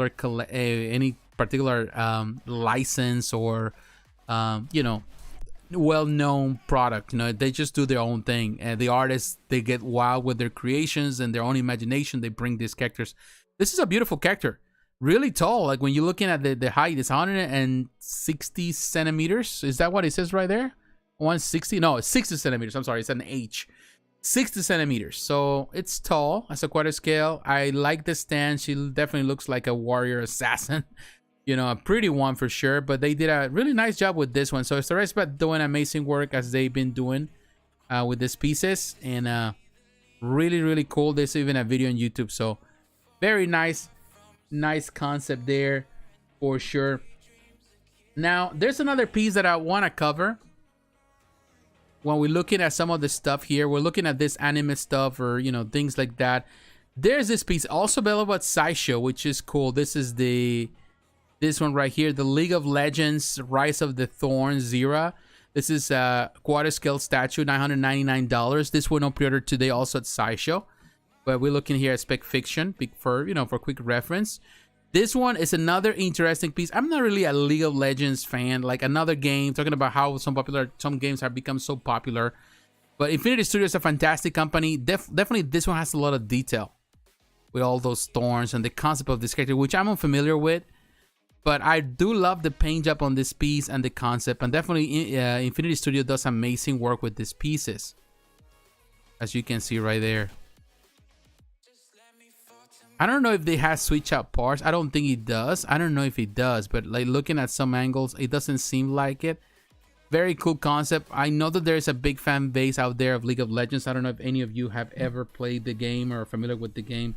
You know, I know the game, but I don't play it, so. But it's amazing how this type of games, RPGs, and also free-to-play games, and all of those games have gained so much popularity. Now, if you come to Sideshow, like we can see what's new. And there's other figures that we're not gonna cover today, of course. There's a lot of stuff that's here at Sideshow, just for the reason of trying to save some time. If not, we'll be here forever.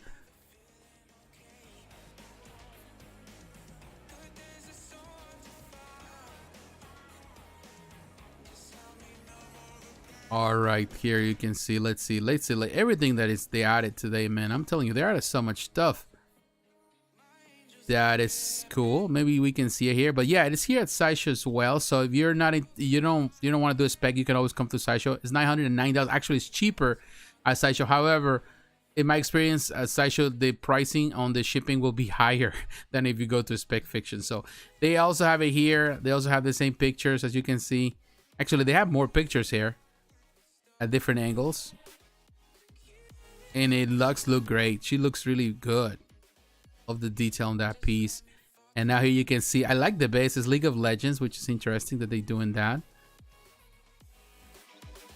But they, in this case, Infinity Studio work with Riot Games and with the design. So Riot Games also involved in this process of design and the choice. I like the paint job. These pictures here as I should look better than a Spec Fiction for sure. And then you can see that kind of like a translucent type of skin. I think it's fully sculpted if I'm not mistaken. But it does have this kind of natural glow on the skin. There's something that I think companies have been using, particularly some companies like Infinity Studio and other companies like Queen Studios, they've been using really well with a lot of their sculpted pieces now. It looks great. The artist is CGQ, sculptor, and CJ Shen, the designer, is all made out of polystone, which is also great. All right, so I want to talk another company. Another company also, they have some stuff here at Sideshow. And this company is... But I'm gonna move to First for Figures. Now, talking about other pieces, First for Figures, they released a lot of stuff this week, and some stuff we're gonna skip. For example, here you can see that Dark Souls lower blade CRN SD. I'm gonna skip that. I'm not crazy about that, but I want to talk about this two here, the two pieces, the Banjo-Kazooie Grutilda. I like this game. I remember when the Nintendo 64 came out, I was such a big fan of Banjo-Kazooie. I love Banjo-Kazooie. I spent so much time playing Banjo-Kazooie. I remember during those years, I was still young, or well, I was already grown. I was already working. So I remember that I would come home. I had a Nintendo 64, and I would come home and I would play Banjo-Kazooie till early in the morning, because I used to, live by myself and all that. I have roommates and all that, but I would just come and play games, and I will play one of those games that I loved to play back then was Banjo-Kazooie. So it's I don't know, it's just cool. So there's two versions. Of course, you got the standard edition, which is the one that you're gonna find everywhere else at Sideshow, for example, or you can come to the exclusive edition, which is the one that you can only get through the website at First for Figures. Now, if you pre-order this, you get some type of discount. The early bird ends on the 7th and 17 days, so you get some discount. So what is that, 10% perhaps? Yeah, 10% discount, which is cool. Now the exclusive version here, looking at that, I think that sculptors looks amazing with Grutilda. The box, of course, this is the style that they do. It also has an LED function, which is also part of the exclusive. The regular doesn't have it, so you can see the smoke and the fire here, they light up, which I think is awesome. I think its sculpt is excellent. It's a very fun piece. If you really love Banjo-Kazooie, definitely you can consider this. And I love this stuff. When they do this type of pieces, I really like how they do it, because they have also done that with the, in this case, Nintendo stuff. So I love it. Here's the light up feature. and the light feature also on the flame. That is really, really cool. But the sculpt itself is nice. Now, if you don't care much about the light features on this and it's not as important to you, then of course you can go to Sideshow any other way, any other place. Now, but if you like collector value, then definitely also here is important. You get the authentication card, you get, you know, you get the light feature, all of that. Ultimately, that adds up to the value of any piece if you're trying to sell it in the future. So that's cool. Another piece that they have this week, and a lot of people were excited for, some people were critical about it, and I totally understand. Not everyone is a fan of everything. Some pieces don't get as much love. Is this one right here. You're gonna look at Femto from Berserk. If you look at the exclusive edition, you get also the 10% discount. You got 20 days to buy if you come here. The exclusive edition is only available here. And when you look at the detail, the exclusive edition has interchangeable head sculpts. So you have 2 different head sculpts. And you also have an LED light up base detail, which is actually power, which I like that. It's something that you can connect. It doesn't have batteries. I like the concept. Some people say that you don't see that in the anime. But if I remember, even in the manga, you know, this is something that they took some inspiration from. So I don't see a problem why people are just pinpointing, because, you know, Berserk is just huge in concept. It's different, you know, and I totally understand why people may not like it, but they went into something that, in my opinion, it's not a bad idea. It's an interesting concept. Now, the only thing I'm going to criticize about this presentation is that you don't get to see much close-ups on the pictures. I saw this earlier. Everything is from a distance. I would love to see more close-ups to the face, to the body, to see the texture. You can see the texture from afar with these wings, with these photos, but I would love to see even the base up close. So that's my criticism towards them, because, yeah, they may have the video. You may go and watch the video. Here you have one. You see that. That's the only one that I see. And maybe this one, but I would love to see even closer look, a closer look. So that's my criticism of the presentation of these pictures. I think they need some work on that. But this is something, price-wise, $6.99. It's understandable. I think it's fair within the prices that they give with this quarter scale pieces that they have. It has a lot of features on the, you know, the base, all of that, which I think is not a bad thing. It's not a bad thing at all. All right. Let me read some of the notes, because we cover a lot of stuff here. We cover a lot of stuff in just a matter of minutes. We did a lot. We did a lot of stuff, which is cool. Now, let me know what everything that we discussed right now in this segment. Let me know. Give me some ideas if you like any of that stuff. So, while I'm drinking this, waiting on your comments. But thank you, everybody. Don't forget to leave a like. Let me know you're watching this. If you haven't watched, don't worry. We will have in the future, if you decide to watch this video later, we're going to have timestamps in the description, so that way you can go to that particular part of the video. So I'll have those timestamps too. Normally they do it the following day, or I do it on Sunday, but I'll do it tomorrow. That'd be easier to find. But yeah, don't forget, leave a like. Also follow me on social media, Facebook, Twitter, Instagram. Follow me. Also, if you want to consider supporting the channel financially, you can do it through Patreon, or you can do it through the super chat. That helps out this channel for sure. All right, so I'll wait for some of your comments if you have any.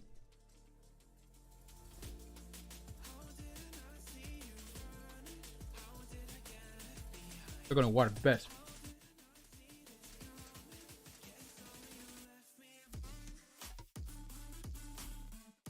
I love to have music.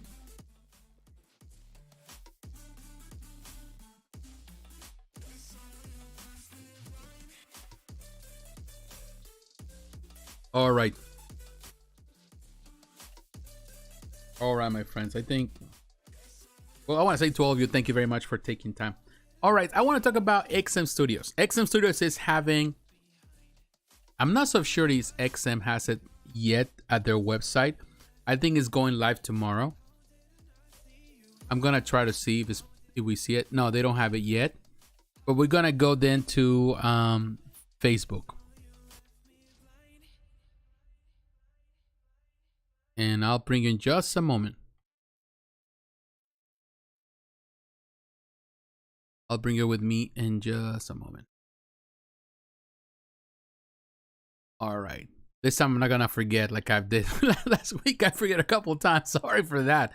All right, this is the new piece that is going live tomorrow, Singapore time. Of course, this is only going to be available because of license things and all that. The restrictions are going to be only available in Southeast Asia, but you're going to be able to find it. This is Spec Fiction. This is the new Venom, Arise. That's what it's called. And it's going live tomorrow. So I will tell you, and I do like some aspects of this piece. But there are a couple of things that I'm not necessarily crazy about this piece. And I have a couple of friends that they mentioned that on different groups. And I do agree. There are a lot of things that I like. I like some of the concepts of this Venom, but I don't think that is like, you know, there's so much competition out there with so many different Venoms that it's hard to really say one is better than the other. I think this Venom has a lot of potential. But I'm not necessarily what I don't like. In part, I feel that the ratio with the base, I love that they're trying to do something very different with this base, with the angel and the carabins and all that stuff, the little angels there. And then, of course, you see all this, pretty much this, the symbiote, you know, all these different creatures coming out of the symbiote. That is a cool concept. I feel that the position is a little bit off, because he's more like on a taller base. I think he would at center. I would say we have center in this case. Venom more in the center here. I would be a much better deal on the look. That would be my thing. Also, I'm not necessarily a fan of this texture. Like, there's different way. I prefer the cleaner Venom texture. I like that because that cleaner texture reminds me a lot of, like the oil, like the material of oil. Here, I don't know. It's over. There's so much texture that is kind of raspy. I don't know necessarily. I like that. It makes it rough. It feels rough to me. I'm not saying this to denigrate the artist because I don't know who did it. I think the portrait is excellent, but it reminds me of the other Venom they did. So in many ways, I feel that they took a lot of inspiration from their first Venom, which is amazing, and they kind of win with it with this other Venom. So it's like I feel that it's they just kind of make adjustments to the same design and they added this. I still find that the first Venom that they did, and let me see if I can find it. XM Studios Venom. I find that Venom much better. Like, for example, this Venom right here. I found that Venom more classic, simple in some ways. But I found that Venom, and I talk about it in the channel here many times. I found this Venom a lot more impressive, at least for me. I've always liked it. Of course, I'm more like a classic person in some ways. I do like this Venom a lot. So I'm not gonna say that, at the same time, there's aspects of this other Venom that I found it really excellent. Also, I do like this bust that was also produced by XM Studios.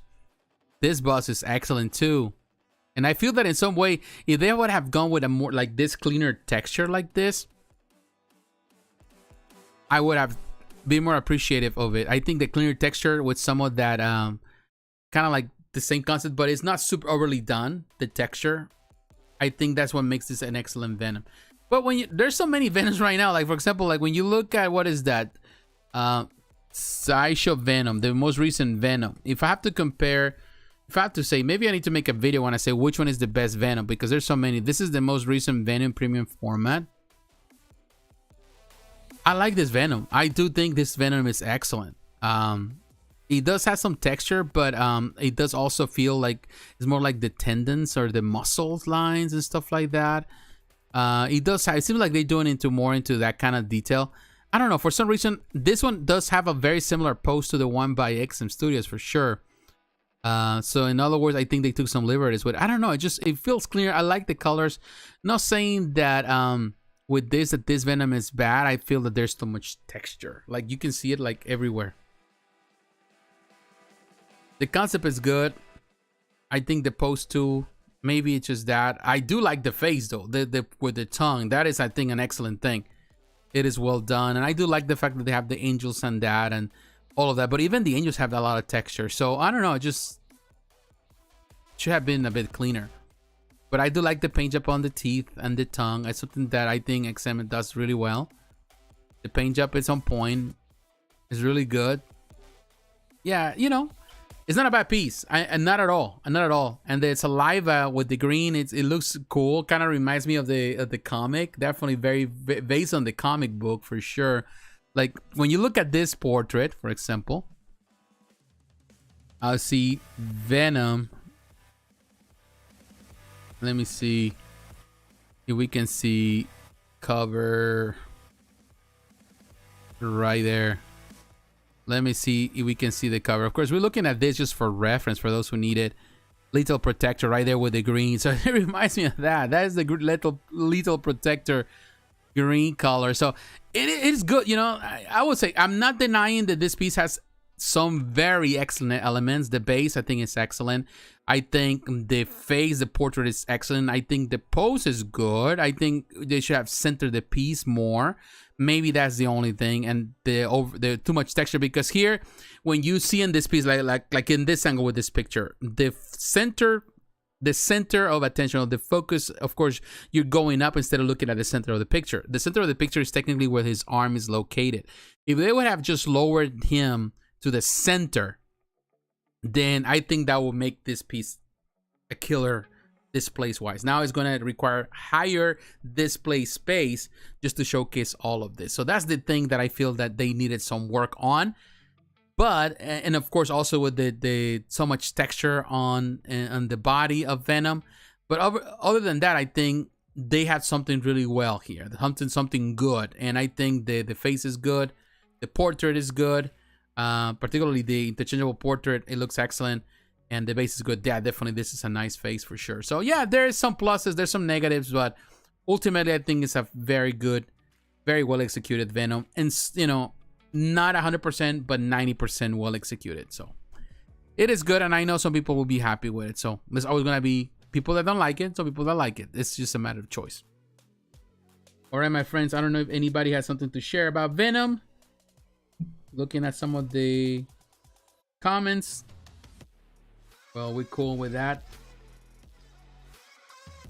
All right, my friends. So, I want to move on to one more piece, and then I'm gonna take a break. But I want to move on to Sideshow Collectibles, and I'm moving to Sideshow Collectibles because I want to cover another piece that I think also deserves some attention. This right here. We covered a lot of ground today so far. We have covered a lot of different companies, and I'm thankful for everyone that has been taking time to be here with me. I do appreciate it. Thank you for the support. Right here, the Iron Man Mark III Maquette. Now, this piece, I will tell you, $695. I think it's a good price. It's a good price out of the gate. It's pretty good. And I do like the pose here. Of course, it's something that we have seen before based on Iron Man. Seems like there's a comeback with that. It has lighter features on the eyes, on the chest, and the hands and base. So that is a big plus. You know, for that price, other companies are charging you $1,000 for less than that for its smaller pieces, and this is a quality scale. I think this is the thing. This is something that we can say is that regardless of how people feel about Sideshow sometimes or about anything Sideshow does, we always have to keep in mind that you get more bang for your buck. You get in a lot more in return in comparison to other companies, which are paying a lot of money for pieces, which are beautiful, not denying that. But with Sideshow, you're paying less, and you get in something that ultimately also counts as, you know, as good, you know, and it has a lot of quality. And that's good. I think the pose is something that is nothing new, but at the same time, it's nice that they're doing something that if you miss on the original, which, let's see, what was that? Sideshow. Is that the Comiquette Iron Man Comiquette, if I'm not mistaken? Yeah, that's right, the Comiquette. So here you can see, those are the Comiquettes, which, if I'm not mistaken, those were Right there. This is the Sideshow exclusive Ivy Iron Man comic kit. So technically the comic kits, if I'm not mistaken, I don't know. I don't remember if they were actually comic kits. They used to be 1/5. So trying to remember if those comic kits back in the day, if I'm not mistaken, I think in some ways were also this comic kits were also what is it? They were also one. There was a time where they were technically 1/6. So there was a name comic kit, but also they could be 1/6. But I don't remember at this point. It's just been so long. Some pieces were, and then of course they use the term comic kit. Of course now they use the word maquette. But I think if I'm not mistaken, this were for the most part. I don't remember they were 1/5. So it's been so long, you know. It's been so long about this piece, and I'm trying to figure it out if I can see. I didn't get to the detail, but you know, this is the comic kit for sure. And there's been so many other pieces, you know, there's no denying with that. There's been many Iron Mans, but I think this is an update being as a quarter scale. I don't remember this. It being a comic kit, it has to be like a 1/5, a smaller than, close to 1/4 scale, but I think it was more like a 1/5. So this is better. I think there's, of course, there's improvements in the design on the pretty much the outfit, because this is, of course, based on the film. Too bad that this one doesn't have an interchangeable portrait where you can see the actor. That would have been amazing for sure. But it looks great as a statue. It's still, after all these years, I still think that it's a fantastic pose. The light of feature looks great. The paint up is excellent. I think overall it's a really nice piece. And definitely a very nice pose that it's going to look great regardless. It's another one of those classic poses. And I like it. I think Sideshow did a fantastic job. Now, let me point this out. Let me see who is the sculptor here. And the artist, we have Aaron McNaught. He's a sculptor. Design is Matt Mullen. Anthony Messes is the painter. Also, Mike Voxuk, I think that's what you pronounce it. Voxuk. I don't remember. The Sideshow design development team is involved in the whole process. The design, development, all of that. I think it's a good piece. I think price-wise, it's not as exciting. One of the reasons why I did not really even mention it on my top 10 fig statues, because some people would say when I was talking about Sideshow on my top 10 that I didn't mention some pieces, and I went for something smaller, what they have there. At the same time, I didn't go talk about it because I feel that in some ways these are technically 2.0 versions of those classic ones that we had before, particularly this one. This is a 2.0 version on premium format of Maquette design or Maquette name, which is a premium format too. You know, although premium format is also used also for quarter scale, but also for definition that they were using a lot for mixed media elements. And in this way, even though this one doesn't have any cloth, it still has mixed media elements because it has light-up features, which in technicality, you're using different materials to produce it. So that makes it a mixed media as well. So, but it's a maquette. That's the definition they use. The point is that this is technically a better version of that comic kit of years ago. And that's about it. So, but I wasn't blown away. I wasn't thinking, man, this is new and different. This is something that they already use. They just reusing, rehashing in a different way. And it looks good. You know, I'm not going to deny it looks great. And I think a lot of people are going to be happy with it. So yeah, that's something that we can say with Sideshow. They did a really terrific job with this one. Agree. Let me read some of the comments here. This agree, and Sideshow form my experience has good customer service. Yeah, I think you know, I would say I have had a bad experience with Sideshow customer service. I'm not gonna deny it. But the most part, it's a company that is well known. It's a company that has been in business for, you know, for many years now. So they have built a reputation, and sometimes you're gonna have bad experiences. Sometimes sometimes they're not gonna help you. I have a few bad experiences with them. But for the most part, I'm happy with the company. Like, I'm happy with the, you know, not everything has to be a home run. Not everything that they do, not everything is going to be perfect in any relationship, in any business trial. Even at your favorite restaurant, you can go to your favorite restaurant and food is always excellent. And it could be one night that you go that the food is not as good, the service is not as good. But that doesn't detract, you know, if it becomes a constant thing, if it becomes something that you're having a problem constantly, every time you go, then you stop going to the restaurant, then you change your habits, you go somewhere else. That's a different story. But with Sideshow, has been bad experience and then good experiences, and then maybe one thing that I'm not so happy with, but it's just the way it is, and that happens with any business. So it's like, you know, even your favorite restaurant, again, you know, you can go and you have the best meal ever, and then the next time you go, you're not so satisfied. It's just the nature of business. All right, my friends, let's move on. You know, I was thinking about just taking a break, but you know what? Let's keep on moving. If you have any comments, just leave your comments, and while we move on to the next thing.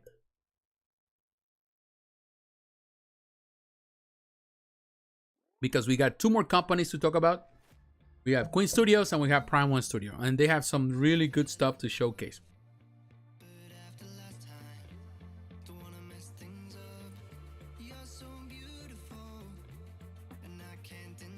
All right, so while if anybody's just typing anything, and again, don't forget to leave a like. I want to actually when I go to Spec Fiction again.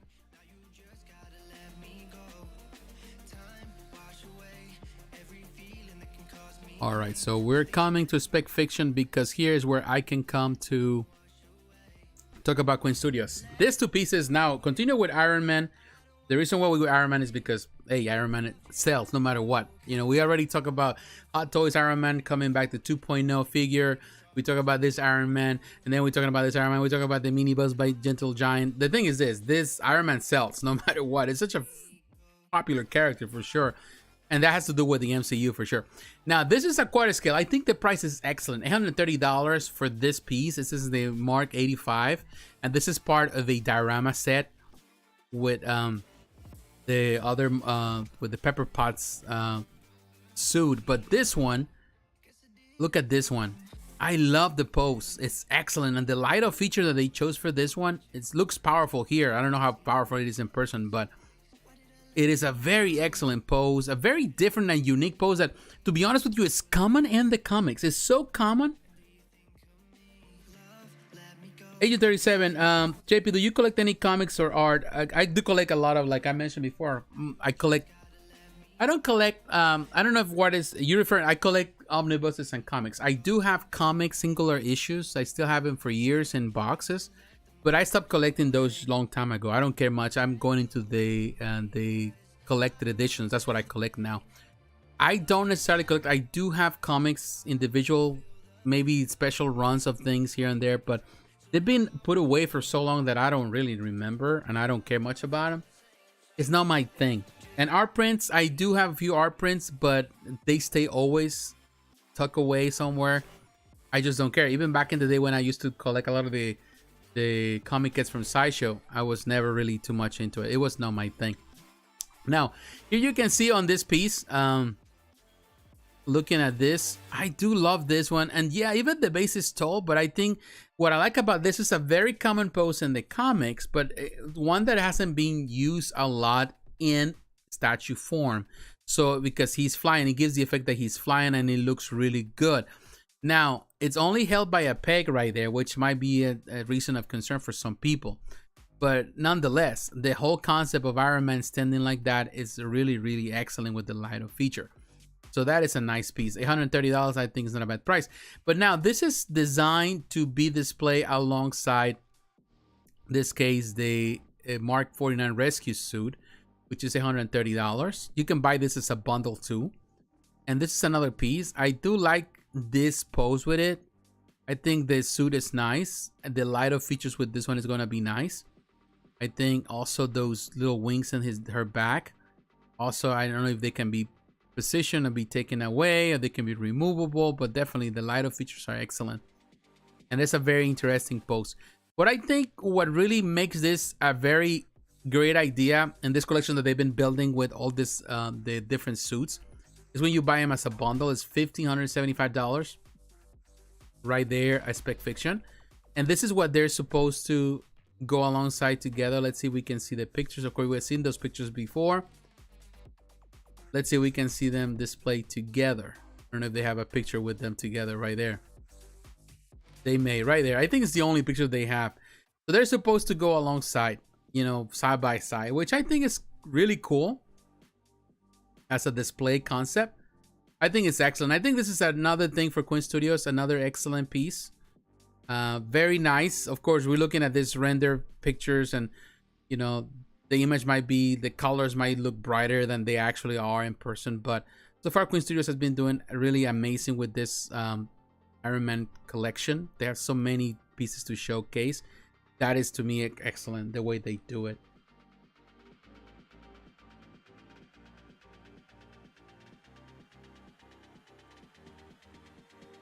All right, my friends, I want to move on.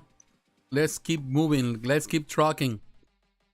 Definitely, we have covered a lot of good ground, and we have done really good time so far. Let's not mess this up. Let's go to Prime 1 Studio. And again, to all of you, welcome. And if you're watching this, you know, don't forget to leave a like. Don't forget to subscribe if you're watching this for the first time. Right here, Prime 1 Studio. Amazing. They have two pieces I want to cover today. They got Black Adam. They have two different versions of Black Adam. They already have, I think, one of those versions available at Sideshow, which is cool.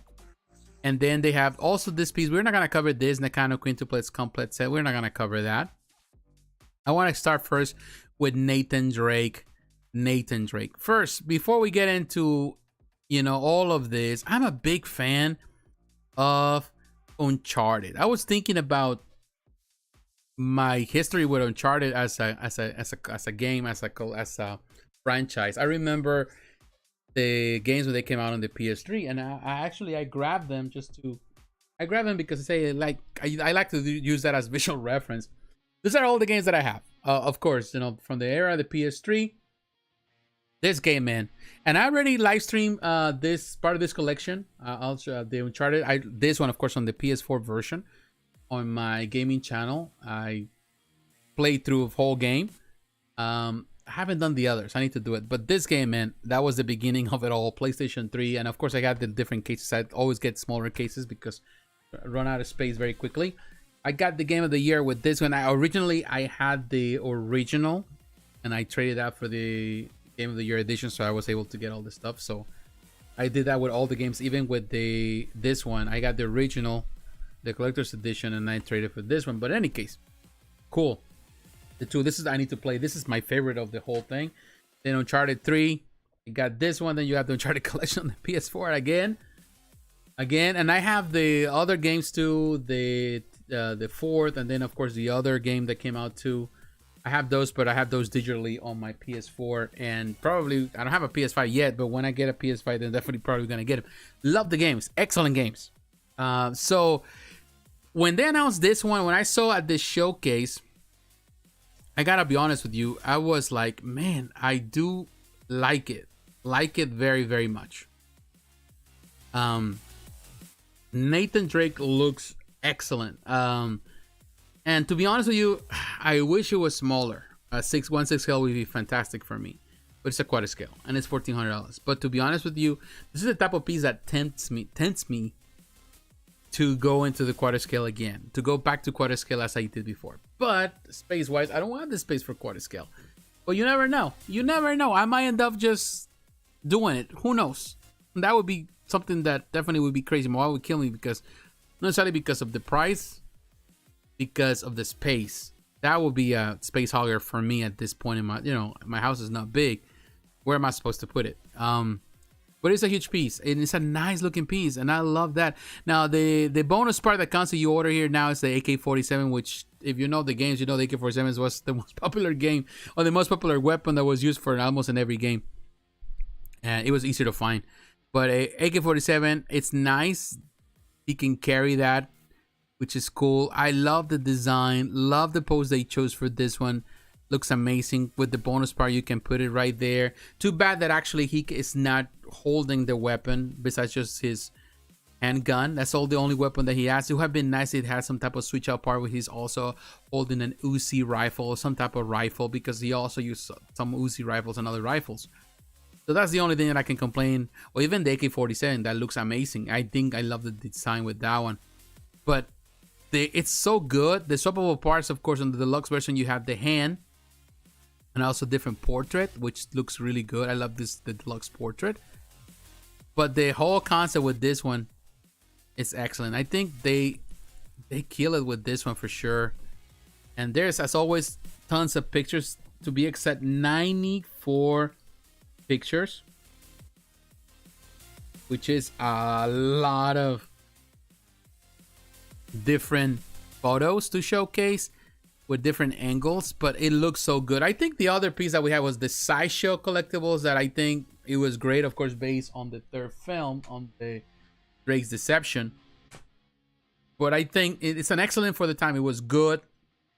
Even the collector's edition had the little figure that was produced by Player Sky. I think Player Sky. Well, I think it was Sideshow, actually, the design. It was Sideshow. There was a Player Sky. I think, no, that was not Player Sky. I think Player Sky did, but I know Sideshow did a design of a PVC statue that came with the collector's edition, which I did have. It was just that, but I think Sideshow also produced a PF, which is hard to combine nowadays. Really nice, but in my opinion, this surpasses that PF. This is better than the PF. Like the whole concept, like the base. It's excellent, man. I can go on and on and on with this piece, and definitely I like the detail here. Like this pirate right there, that's cool. And that base looks excellent. Love that. I always love this. Many years ago, I think one of the quarter scale pieces when I was still collecting quarter scale pieces was the Tomb Raider by Sideshow Collectibles, based on the art of Adam Hughes. I reviewed in this channel many years ago when I started the channel. I love that piece. It was an excellent piece, and I still think holds on, you know, the test of time. I sold that piece, of course, years ago, which kind of, well, that's when I got rid of all the quarter scale stuff. I was getting rid of all my quarter scale, and I started just getting into just 1/6 scale stuff. But I do miss that piece, and I think it reminds me a little bit of that, because I always loved the jungle action thing. You know, I think is as a person, I think I grew up with the Indiana Jones movies and all that kind of stuff. So definitely we love that. And I think that's what the best part of Uncharted kind of reminds you of some of that era of films and stuff like that. So it's cool. Many pictures. We're not going to look at all of them. Of course, you've already seen the deluxe parts with the portrait and the different hand. Again, my only complaint would be that it doesn't have another weapon besides the revolver that he's holding. That's it. There's no other weapon that he can carry. The AK-47 that comes as a bonus only comes something that he can, you know, held on to it in the back. But that's it. It would be nice if he's holding another weapon like an Uzi or another different, a shotgun or something like that. As he has so many different weapons, or he uses many different weapons in the game. But other than that, I think it's an excellent piece, and definitely tempted. I'm tempted on this one for sure. Now, coming out of this one, I want to talk about the last piece of the night, which in this case would be the Black Adam. There's two different versions, and to be honest with you, I don't even know the difference because I haven't had the chance. But tonight we're going to look at the difference of this, the Champion Edition and the Vigilante Edition. Now, the Black Adam Edition Vigilante is limited to 300 pieces, and it's $1,600. Okay. Now, the Champion Edition has no edition. It's also, well, I don't even know the difference. What is it with it?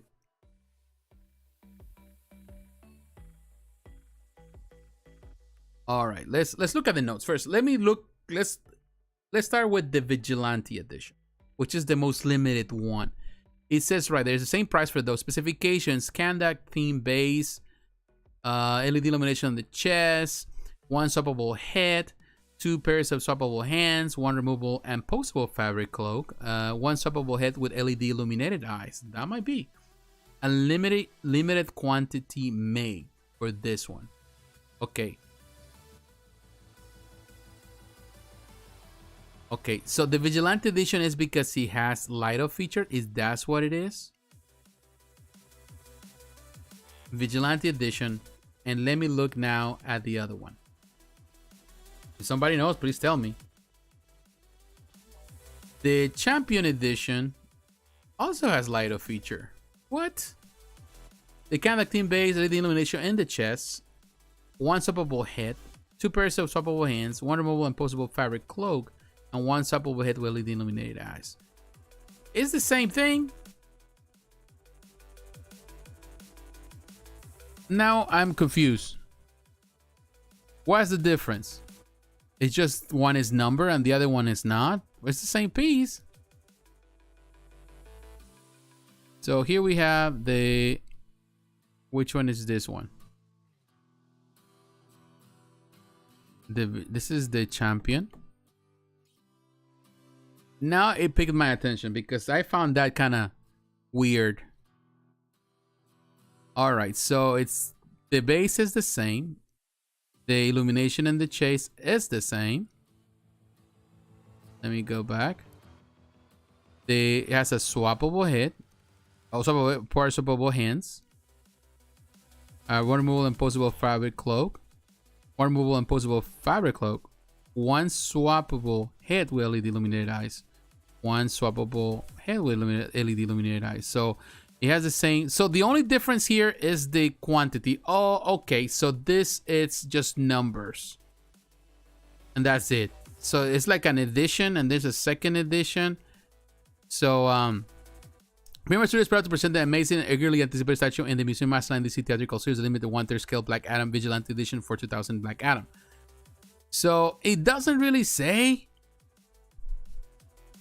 It says the Vigilante Edition limited to 300 pieces today and hold the power of Shazam in your hands before. Okay, so it's the same thing. I don't know what the heck they were trying to do with this one. It's just confusing. I was thinking, oh, the other one, it's just they all have the same. The only difference that this one is it's like a first run called Vigilante Edition, and it's only gonna have a number. The other one is gonna be probably open, but it's the same. There's no, it makes no sense. It's like you don't need to repair one when the other one is just the same. I don't see no difference. I have to go. Thank you, JP, for another great review. Take care, everyone, and don't forget to hit the like button. Thank you, Agent 37. Take care, my friend. I'll see ya. I'll see you next time. Thanks for. I'll talk to you on the weekend. I'll talk to you. Well, not on the weekend, but during the week. I know sometimes we talk in person on Facebook. So take care, my friend. Have a great weekend. But anybody, yeah, like if you follow me, and you can also follow me on Facebook. You can come and chat with me on Facebook. I never say never. I try to stay, even though I'm always busy. I try to at least to communicate as much as I can.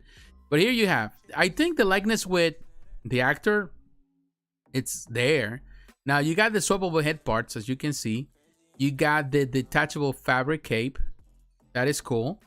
And you have the LED illumination in the chest and the eyes. That is excellent. I do like that. I think they did a fantastic job with The Rock. They did a fantastic job. Look at that. That portrait is excellent. It looks even better than the portraits that, in this case, PCS did with when they did the statues of him. But of course, that's been a little bit, a few years ago. But look at also the hands. Very interesting. And the way they hang him in the wall, in the wall, the way they hanging him in the air, that is really cool. Almost a meter tall. Very nice piece for sure. Look at that. Wow. Hey Steve, how you doing, sir? Thank you for stopping by. Thank you very much for coming. So I will tell that looking at this piece, it's an excellent. I'm looking forward to this film for sure. I don't know how they're gonna do this one with Black Adam. I don't know how this is gonna pan out, but I have hopes that it's gonna be good. It looks good. Let's see how they do it.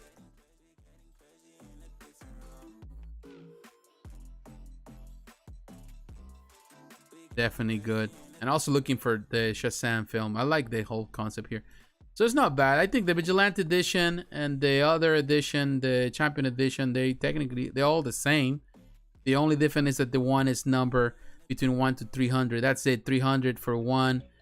But to be honest, it's the same thing. You got the swappable head parts, the detachable fabric cape. Oh, wait a minute. There's a difference. Now I see the difference. Swappable hands. No, it's the same. You got the same swappable hands, so it's not like, come on, man. Stop messing with me. It's the same thing.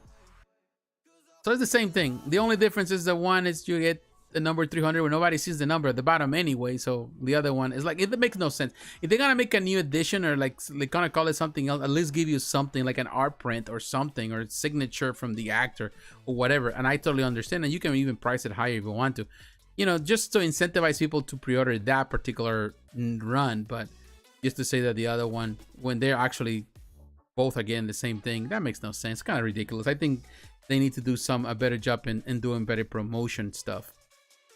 In any case, I think that the piece looks great. It's not bad looking at all.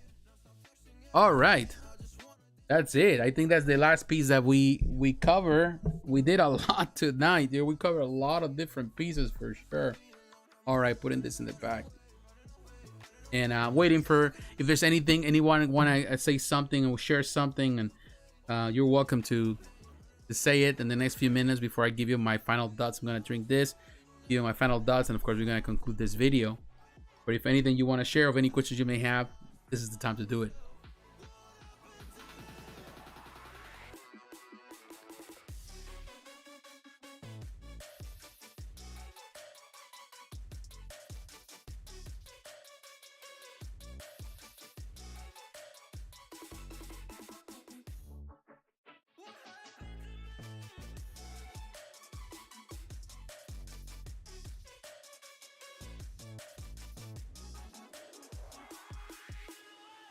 Man, it's so sweet. I like it. So sweet that I like it.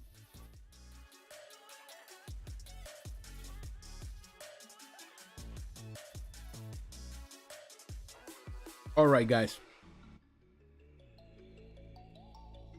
Finally, coming to the end of the video. What can I say, my friends? I want to say to all of you, thank you very much. Thank you very much for taking time to come to me every Friday.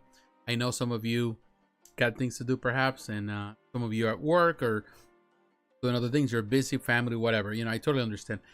Friday for me is, I'm tired too. Sometimes I feel like, man, I gotta make the video, but at the same time, it's fun to kick back and just start the weekend and let's talk about some of those cool things that happened during the weekend. Definitely, I appreciate the time. I appreciate your patience. I appreciate that you come here.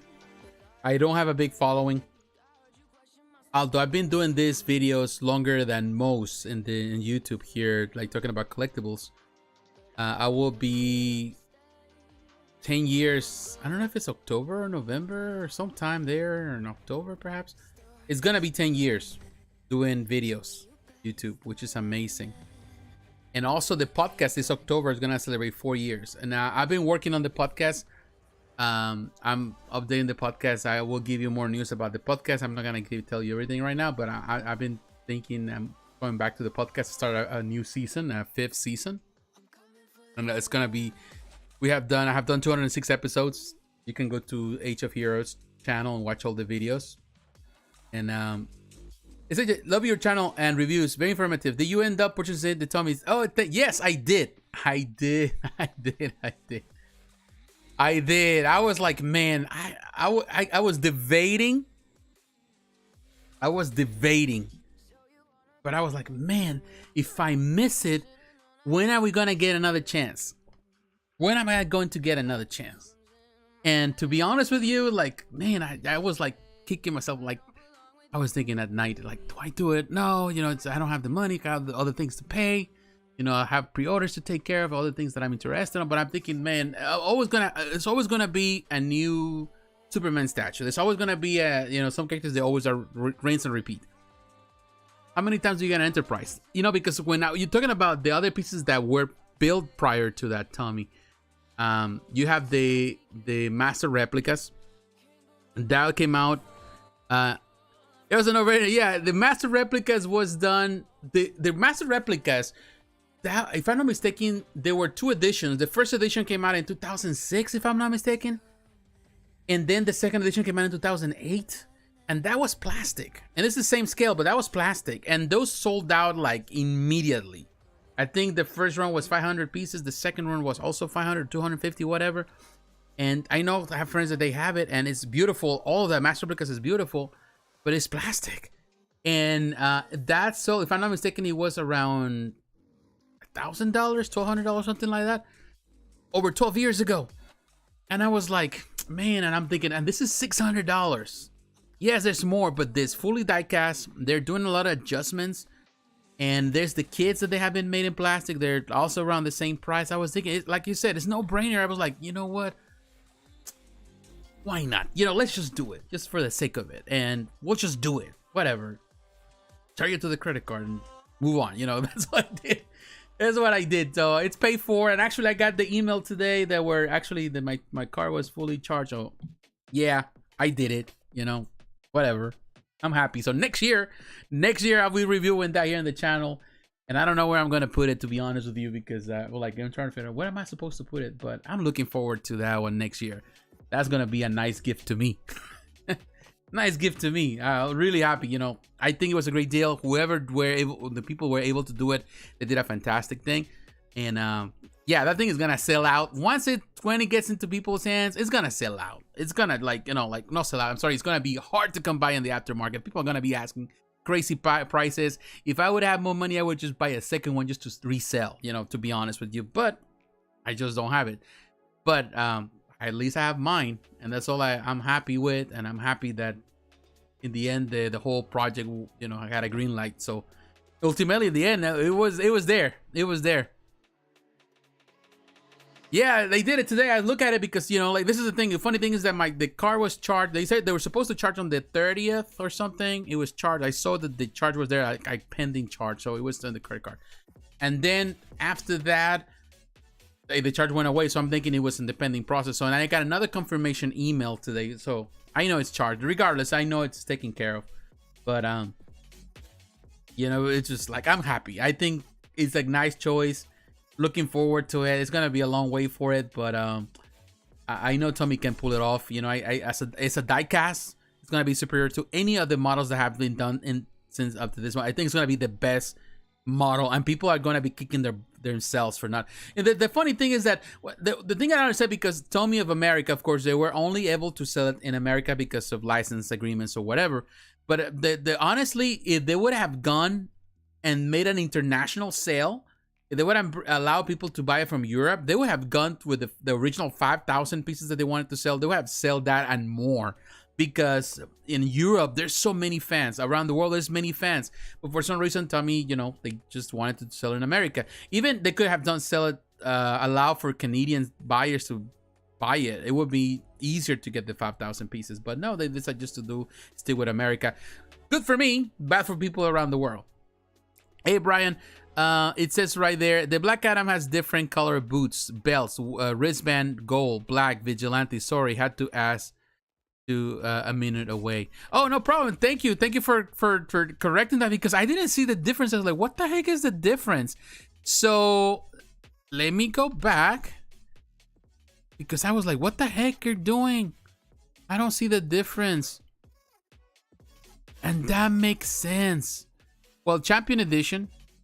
Well, this is the Champion Edition, so it's gold.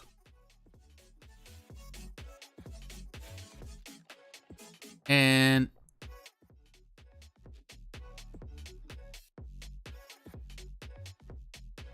the Vigilante Edition.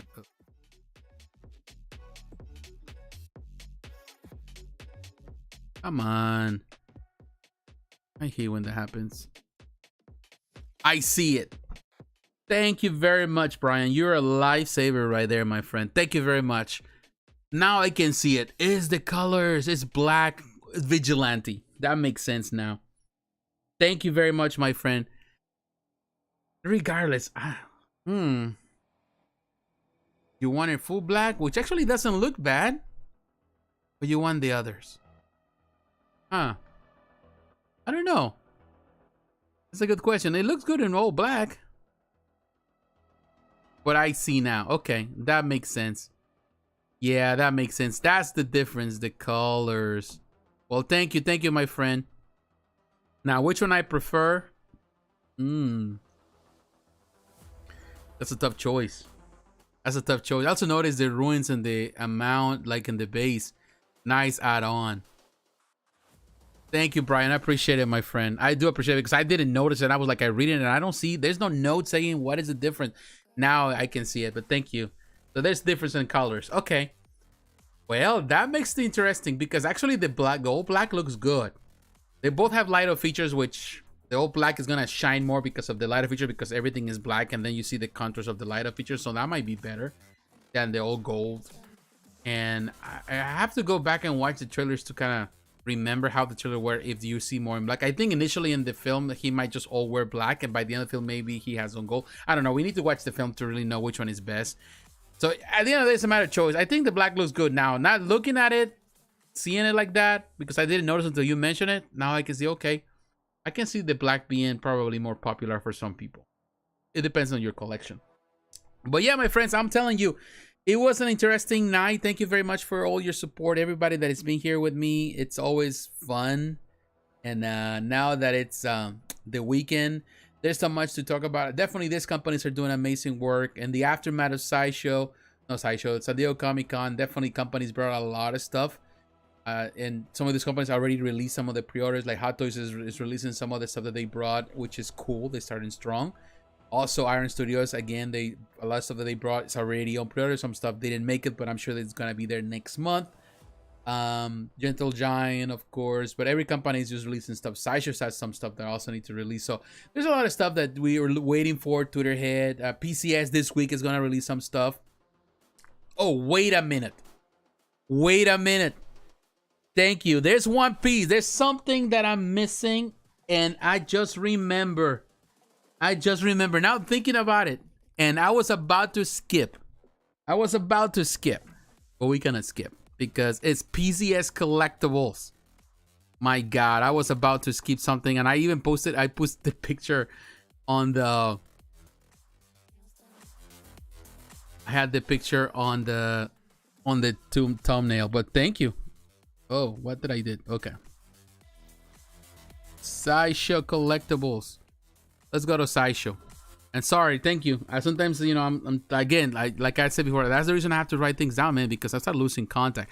A lot of the stuff here you can see from Prime One, all the stuff Prime One, PCS, they bring in a lot of stuff. PCS is bringing. This company is definitely doing some amazing work. Also, you guys, in this case, this is the Fonzie looks great, this 6-scale figure. So there's a lot of stuff we're looking for from these companies, but I want to talk about Apollo Creed. This collection. I was forgetting Apollo Creed. Man, I would hate myself if I end up this video and then I realize that I forgot. Apollo Creed, they have two different versions. You got from Rocky 2, you have the 1/3, 1205, or you can get the one from Rocky 4. I don't know which one I prefer. I do like the one from Rocky 4, but the one from Rocky 3 looks awesome too. No, Rocky 2, I'm sorry. Looks awesome. But here you can buy two. You can get both. Masters of Disaster. You get the set of two. And I think they look great. I think they did such a fantastic job with the actor. He looks awesome. Look at that. I like it. I think that was a highlight for me too at the con. But I think the Turtles were, of course, more a highlight because I'm a bigger Turtle fan. But Apollo Creed was also up there in my list, considerations. I think it is a really nice depiction. And of course, there's always gonna be people that are gonna nitpick about, say, oh, he doesn't look like the actor, oh, this and that. It's always gonna be somebody that nitpicks a lot. Ultimately, these pieces have come a long way, and they look closer and closer to the, for a fully sculpted piece. Well, not fully sculpted because part of the clothing are, of course, made out of cloth, but the body is fully sculpted. It's very good, very good for a fully sculpted piece. And I will say one thing: PCS, the prototypes are always amazing in comparison to some of the production pieces. But I will tell you another thing that I like about PCS in this presentation is that I think that they came really strong and better than other years. And I think that's awesome because I think the owner has done amazing work. He's been working really hard to bring this company up and to build that reputation. And I think he's succeeding, doing better and better. I think people are paying attention more at PCS because there was a point in time where PCS was highly criticized for a lot of things. And I feel that now people they're more confident, they're more comfortable, they're happy, they're more excited to see the progress that they're coming out from this company. And I love the detail in his skin. Looks so natural for a fully sculpted piece. The stitching and all that in the clothing looks really good. Of course, the hope is that when this product comes out, I don't know if this is fully sculpted or this actually some gloves, real gloves. Who knows? So we'll see. You know, I think it's excellent. This is the other. Look at that. Man, so good. Excellent. And also people were pointing out that there were some also some adjustments to Rocky. He looked good on there too, which is good. I think it's good when the company does stuff like that. That is excellent. That is an excellent piece. And I was about to skip, but man, look at that. The gloves. Apollo Creed. Nice. Very nice. I think this is an excellent piece. Definitely PCS surprised with this one. I think the price is fair for what they're asking for, so people will complain about the price. Again, these are 1/3 scale statues, so you know, it's an average price for 1/3 now. All right, my friends, this is it. Yeah, that was it. But yeah, now I can sleep. I can rest easy. I complete my mission. I talk about all the pieces that I need to talk about today. Definitely, thank you very much for your time. Thank you for sticking with me. Don't forget to like the video if you're watching this. To subscribe to the channel if you're watching this for the first time. To share the video with your friends. To leave your comments to let me know what you think about it. Again, this weekend we'll see what happens. I have videos to work on, and there's a lot of videos that I've been working on that I haven't really finished because I haven't had the time. Working on the podcast, doing stuff with the podcast, and trying to get stuff done to come back with it. I don't know if I'm gonna be able to because of the summer next month, not maybe the following, but we're coming back. No problem, Brian. Thank you very much.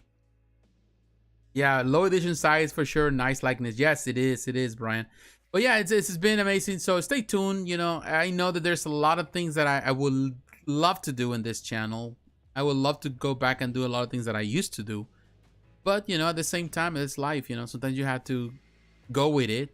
And sometimes some things don't work out one way. But, you know, God always has a different way. And it's about being patient and, you know, just enjoy the ride as we go. And, you know, I've been in this journey of YouTube for too long in some ways. Some people have quit, you know, they have quit and they quit a long time ago. But I still here, you know, after 10 years. And, you know, I've seen the growth, you know, as a content creator. But also I've seen the growth as a person. And throughout this almost 10 years, you know, it's going to be 10 years in a few months. So a lot has changed, but we're still here. And that's a blessing. A blessing. All right, my friends, take care. Have a great night. I'll talk to you again. And don't forget, stay tuned for more videos. Take care, my friends.